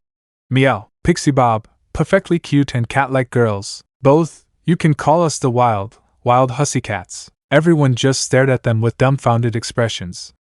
Except for Aoyama. Aizawa, these are the pro heroes you'll be working with at the summer training camp. Izuku and Izumi, they're a 4-person hero team who specialize in mountain rescues. Izumi, the hussy cats were founded when we were kids, like forever ago. The two girls gasped at that comment. Kirby, Izumi? Izuku, this marks their 12th year working as a. The two got slammed by Pixie Bob's hands or paws. You get the idea? Pixie Bob, I'm pretty sure your math must be off. I'm 18 at heart. Both, muffled, got it. Gui, why can't woodchucks chuck wood? Kirishima and Kaminari, so sad. Aizawa, everyone say hello. Everyone, hello. Nice to meet you, Mandalay. We own this whole stretch of land out here. The summer camp you're staying at is there at the base of the mountain. She points to where the summer camp is located. And it's really far away. Students, that's far. Adeline, wait, why did we stop here instead? Gui, oh crap. From here to there, it would take us hours to get there by foot. We need to get back to the bus. Ajri, I may not have known Gui very long, but I know what it means when he acts smart. Sato, you don't mean. Seri, we better run. Mandalay, the current time is 9:30 in the morning. If you're fast about it, you might make it there by noon. Kirishima, run. Save yourselves. They all ran as fast as they could to the bus. Mandalay, kiddies who don't make it there by 12:30 won't get any lunch. Aizawa, you should have guessed, students. Pixie Bob blocks their way. Your training camp begins now. With her paw on the ground, the dirt was manipulated and threw everyone off the balcony. Mandalay, good news. Since this is private land, you can use your quirks as much as you want to. You've got 3 full hours. You should be able to make it to the facility in that time. That is, if you can get through the beast's forest. Elphalin, phew. That was close. The pros looked up to see Elphalin flying. Gui, get the buck down from there. Elphalin, you don't have to be so. Elphalin, Elphalin fell down to the ground with the others. Izuku, nice of you to drop in. Jiro, why do we keep falling for Aizawa's little tricks? Ida, I guess there's no point in complaining about it. We better go with the flow, but then, Bandy, whoa. Didn't see that coming. Siro and Kaminari, We're all gonna die. Koda, please calm yourself, my giant friend. You don't want to hurt them. The beast wasn't listening. Izuku, that's a dirt clod. Not an animal. Your quirk won't work. It's Pixie Bob's quirk. Bandy, one for all super style. Francisca and Todoroki froze the beast's legs. Ida, Recipro burst. Bakugo, Morpho slash. Bandy, Dreamland bash. Tenya kicks the monster, and Bakugo slashes its head. Then Bandy slices it in half with his spear, destroying it. Back with the others. Aizawa, I trust that I can count on you. Pixie Bob. Pixie Bob, leave it to me. Oh wow, my fur is standing on end. Back with 1A. Sato, you all took that beast down in seconds. Ciro, it was awesome. Bakugo, we're not done yet. Another beast came. Only this time, it could fly. Kaminari, isn't this unfair? Mina, what do we do? Izuku, we take the fastest route we can. Bandy, alright then let's do this. Everyone, HAI. And so, they all use their quirks to scout the area or plow through all the monsters they can. Izuku, get them all into one spot. I can take care of them from there. Ciro then wrapped them all up in his tape. Izuku, Magolor cannon. With one massive blast, the captured beasts were destroyed. Meanwhile, Mandalay, Koda, we're leaving. Koda idiots. How pointless. To wanna be a hero. Many hours later, they finally arrived. But everyone besides the Star Allies were exhausted. The Star Allies could have gone on ahead, but that's not something they were supposed to do. Izuku. 3 hours. Ha, Mandalay. I guess we timed it based on how long it'd take us. Sorry, Bandy, ouch. That's dumb. Kirby, I'm so hungry. Everyone, for the 100th time, we know they weren't exaggerating. That was the 100th time. Pixie Bob, meow, meow, meow, meow, meow, meow, meow. I thought it would take you kids even longer. But you did much better against my dirt monsters than I thought you would. You guys were seriously great.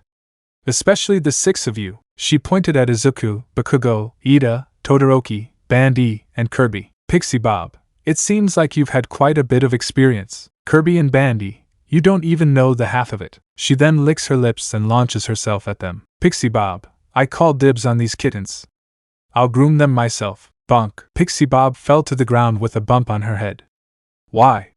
Because Gooey hit her with, Gooey, go to horny jail. Ida, under normal circumstances, I would be mad at you for that. But in this case, thank you so much. Elfalin, where did you even get that? Gooey, Dad gave it to me to use on Mo. Aizawa, Mandalay. Has Pixie Bob always been like this? Mandalay, it's gotten worse lately. She's at the age to take a mate. Kirby, oh yeah? Speaking of people's ages, his face was grabbed by Pixie Bob, whose head was still throbbing. Pixie Bob, choose your words carefully. Pinky. Kirby, muffled, I just want to know who he is. He points at Koda. Mandalay, oh, this little guy. He's my cousin's son. He lives with us now. Don't be shy, Koda. Say hi to everyone. You're gonna be around them for the next week. Izuku walks over to him. Izuku, hey there. My name's Izuku. But you can call me Magolor if you want. He holds out his hand. Izuku, it's nice to meet you. Koda then tries to punch him in the balls. Keyword tried. Izuku caught his hand before he could cause any horrendous damage. Izuku, nice try. I saw your glare. I had a feeling I wasn't going to be on your good side. Koda, the last thing I want is to hang with some wannabe heroes. Ribbon wannabe? Bakugo, listen, brat.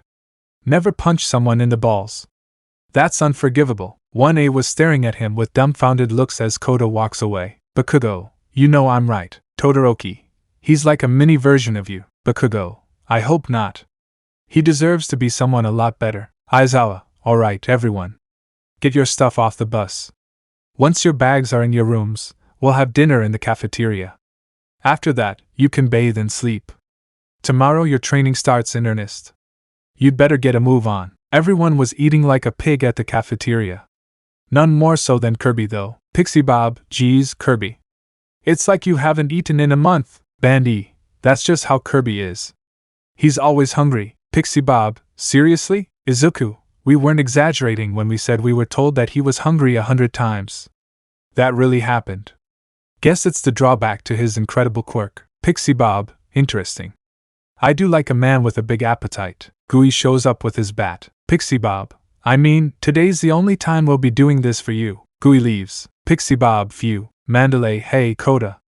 Can you bring me those vegetables? He said nothing as he brought Mandalay the vegetables. Later that night, Izuku, hey Mandalay? Mandalay, yeah? Izuku, why doesn't Koda like heroes? Mandalay, I should have guessed that you'd figure it out. Aizawa did say you were observant. Maybe if he had a normal childhood, he would have admired heroes like you did growing up. Izuku, what happened? Pixie Bob then comes in. Pixie Bob. It was Mandalay's cousins. Koda's parents, that is. They were heroes, too. But they were murdered. Izuku, what? Mandalay, it was a villain. 2 years back. Koda was still so small. They were killed while protecting citizens. Perhaps the most respectable way for any hero to die. But how do you even begin to explain to a child that his parents died honorable deaths? They were his entire world. Everything. But to him, his parents had left him behind. And all the while, they were being praised. Because their sacrifice was such a noble one. Honestly, he doesn't seem to like us that much heroes. We're heroes, like they were. I'm sure he feels like he's stuck here because he has nowhere else to go. Heroes just don't make any sense to Koda. After all, if his parents hadn't been heroes, they would still be here. Izuku remembers Tamura's words. Izuku, it makes sense now. Izuku then left. The next morning, Aizawa, today, we begin a training camp that will increase your strength. Our goal is to increase your skills exponentially, so that each of you earns a provisional license. This will allow you to face the dangers that continue to fester in the darkness. Proceed carefully. Look alive, Bakugo. He throws him a ball. Aizawa, try throwing it again. Bakugo, sure. Aizawa, right. When you first started school, your record was 705.2 meters. While your attitude has improved exponentially over the course of UA, let's see if your quirk has improved. Mina, oh, I get it. We're checking our progress. Zero, a lot's happened to us the last 3 months. Maybe he can throw a whole mile now. Izuku, Bakugo. Bakugo looks his way. Izuku, good luck. He gives Bakugo a thumbs up. Bakugo smiles a little bit before getting ready. He blasts the ball even further than last time. Aizawa, that was 709.6 meters. Zero, wait, that's it? Kirby, I get it now. That was just to show us that our quirks haven't gotten much stronger than last time. Aizawa, exactly. I would have asked for Izuku to do it, but he got an infinity, so it would be irrational. You've had a single semester at UA, and due to your valuable experiences, all of you have definitely improved. Not just physically, but your attitude as well. But those improvements have mostly been limited to mental prowess and technical skill, with a slight increase in stamina thrown in along the way. Your quirks really haven't grown that much stronger. Not on a fundamental level. Which is why we're now going to focus on improving your powers. This'll be so hard, you'll feel like you're dying. Let's hope you all survive. Boot camp and a talk with Koda. Kendo, we're focusing on our quirks. DDD, Class A already started. You have to catch up. Come on. DDD has them follow him. DDD, as you know, Class A got more of the spotlight than the rest of you. That's not saying you're bad or anything. I'm just going off what Vlad King's flashcards told me to say. The point is, you have to shoot for the top. Suzy, we are so sorry, Mr. DDD. Tetsu, we're such disappointing students. DDD, I never said that about you. Class, it just gets into a lot of hot water. That's all. Setsuna, I get that you want everyone to improve our quirks. But we have 28 unique powers in our class. What kind of training will help us all get better? Kamakiri, yeah, can you be more specific? What have you got in store? DDD, I'm not much of a quirk user. But when your muscle fibers are overused, they break and grow back tougher. Same goes for quirks. The harder you push your quirk's limits, the stronger they get. So there's only one option. Break yourselves. DDD, man, what kind of speech is that? Way to motivate the class, VK. Ahem. What I mean is that you are going to work on improving your quirks by working incredibly hard. It won't be pleasant, I'm afraid. But trust me, I know someone who has been through stuff that makes this seem like a walk in the park. Bakugo, GRAAH, commentator Waddle D, CWD Katsuki Bakugo. He's plunging his hands into boiling water to expand his sweat glands, then creating chain explosions to increase the scale of his bangin' attacks. Bakugo, this pain is nothing compared to what I did to Magolor. If he can handle all the pain we dished out, I should at least try to handle a small fraction of what we did to him.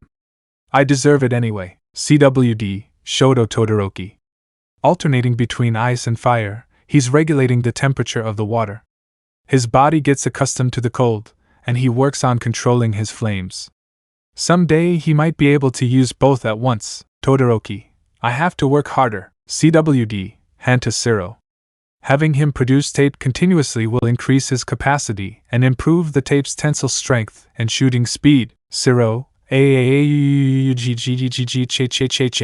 CWD, Ejiro Kirishima and Mashireo Ojiro. Every time Ojiro hits Kirishima's hardened skin with his tail, both of their quirks are steadily improved. Kaminari, CWD, Denki Kaminari. By running his currents through a high-capacity battery, he's learning to handle larger amounts of electricity. Coda, CWD, Koji Coda. In order to increase the reach of his Ani voice, he's doing vocal exercises to help him build up his range.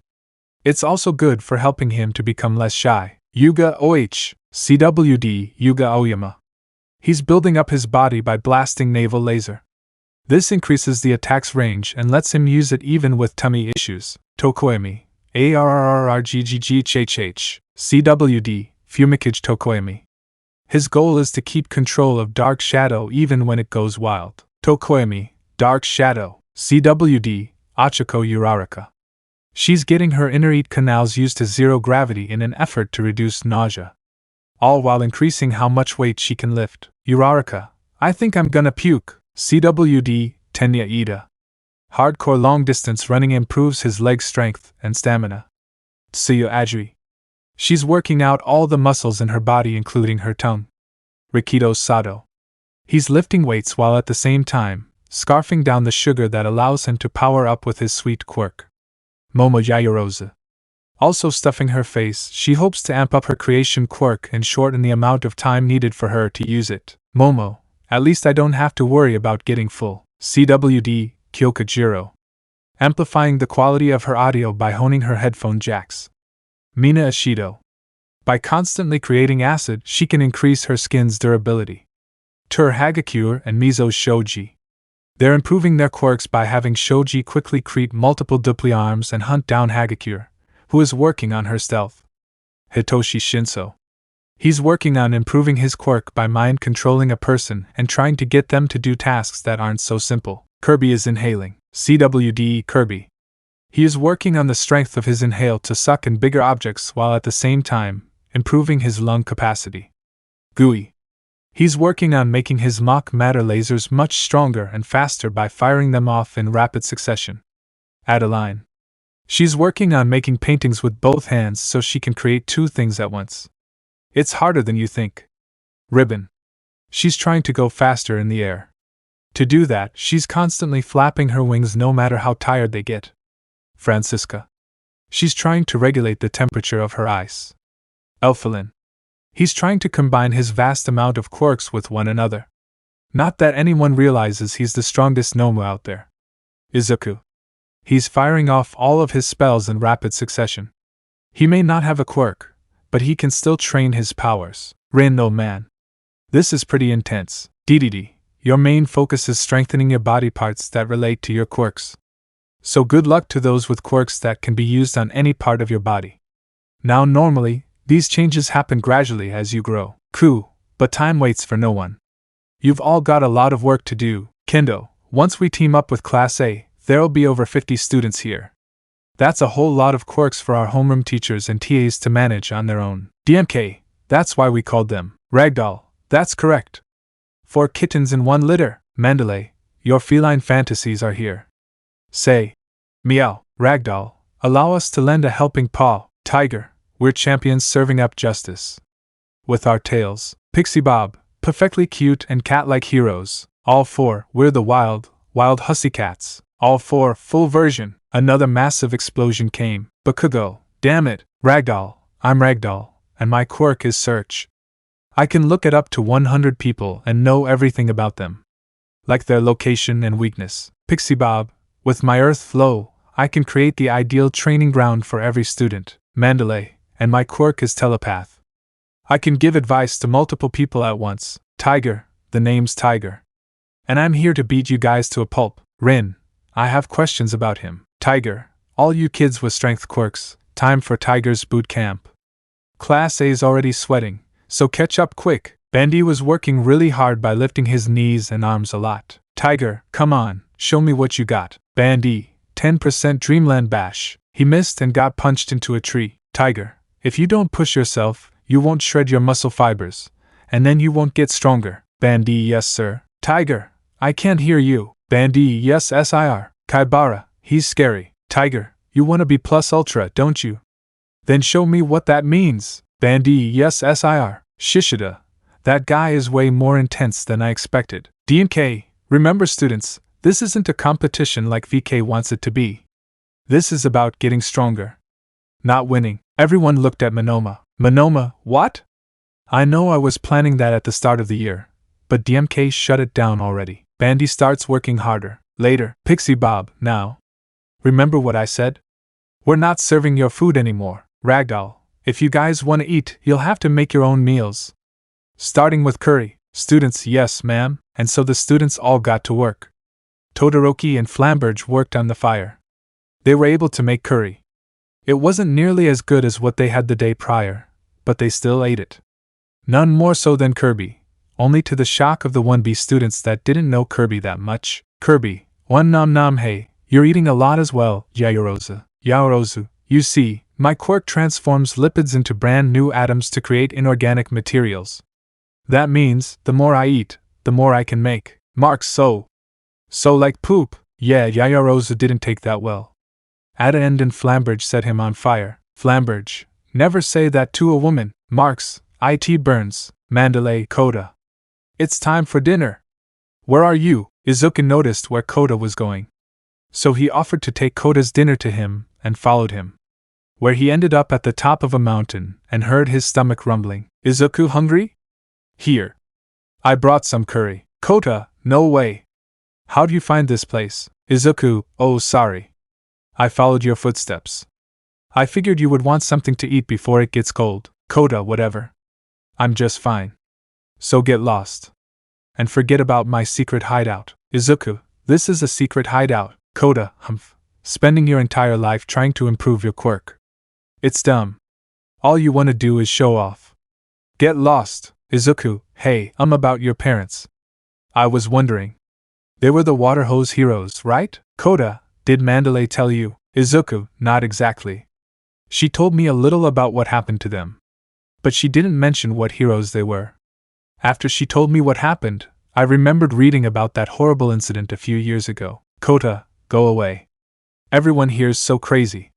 Calling people stupid names like hero and villain, and then killing each other because of it. Always focusing on their quirks. If they hadn't been showing off, they'd still be here. Idiots. Izuku, it's not heroes that's the problem. Koda simply hates quirks. Not to mention our superhuman society. Koda, we're done here. Go back to camp with the other losers. Izuku, look Koda. I have this friend. He didn't inherit any abilities from his parents. These days, it's really uncommon. He admired heroes so much, and wanted to be one. But they always say that you can't become one without a quirk. His sister gained a quirk, and she and her friends abused my friend for wanting to become a hero. Not only that, but his parents neglected him. It went on for 14 years. But no matter what happened, he wouldn't give up, and hoped for a miracle. He tried to use telekinesis, and to get super strong instantly. But it was no good. One day, he met someone. A new friend who is someone that always has his back. There are lots of different ways to think about how quirks work. So we might not be on the same page.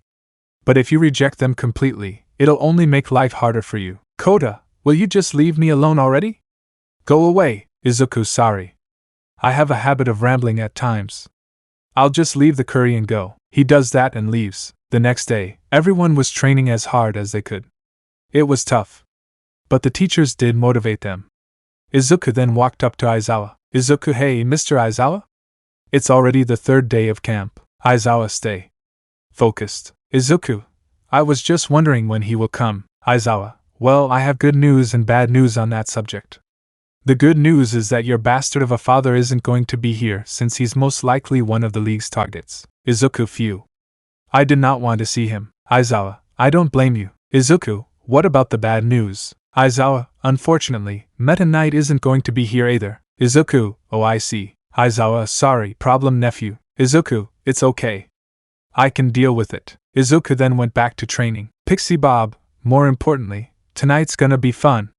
We're pitting classes against each other in a test of courage. I know you've been training hard today.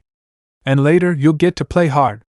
How's that for a reward? Kendo, it just sounds like more training. Taranza, let's not jump to conclusions just yet. Tokoemi, revelry in the dark. Later, Kirby, why you're really good with that knife, Bakugo.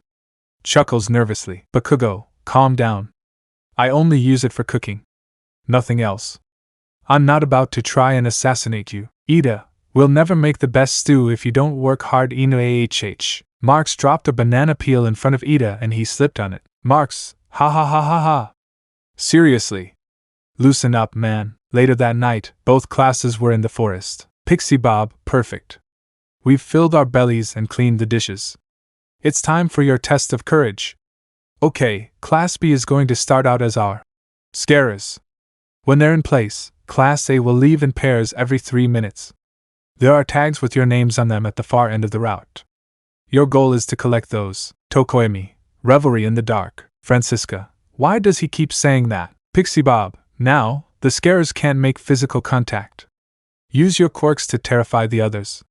Got it? Tiger, the winners are the creative students who make the most people piss their pants. Shinso, we don't need that visual. Ida, I see. They're encouraging us stoke our imagination as we compete with each other, all while showing us more uses for our quirks in the process. As expected of you, Pixie Bob, alright. Everyone draw to see who your partner will be. Team 1, Tokoemi and Shoji. Team 2, Bakugo and Todoroki. Team 3, Jiro and Hagakure. Team 4, Yayorosa and Aoyama. Team 5, Uraraka and Azuri. Team 6, Ojiro and Shinso. Team 7, Izumi and Sato. Team 8, Siro and Kaminari. Team 9, Ashido and Kirishima. Team 10, Ida and Koda. Team 11, Kirby and Bandy. Team 12, Francisca and Gui. Team 13, Adeline and Ribbon. Team 14, Izuku and Elfilin. Tokoemi, revelry in the dark. 12 minutes later, it was now Uraraka and Azuri's turn.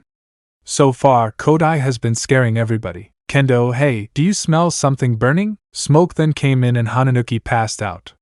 Seeing what happened, Kendo used her quirk to keep Kodai from passing out as well. Pixie Bob, what's this foul smell in the air? Elfilin, something's wrong. Look, they turned to see black smoke. Then, Pixie Bob glowed red and was sent into the forest. Magna, first, let's get rid of these feral cats. Gui, what? This is impossible. Why on earth are there villains here? This place is supposed to be a private area. Izuku, Koda. Where's Koda? Let me know in the comments below if you guys want the next part. Also check out my other video that has been shown and left. Thank you for watching. If you enjoyed this video please like and share this video. And have a fantastic day. Bye.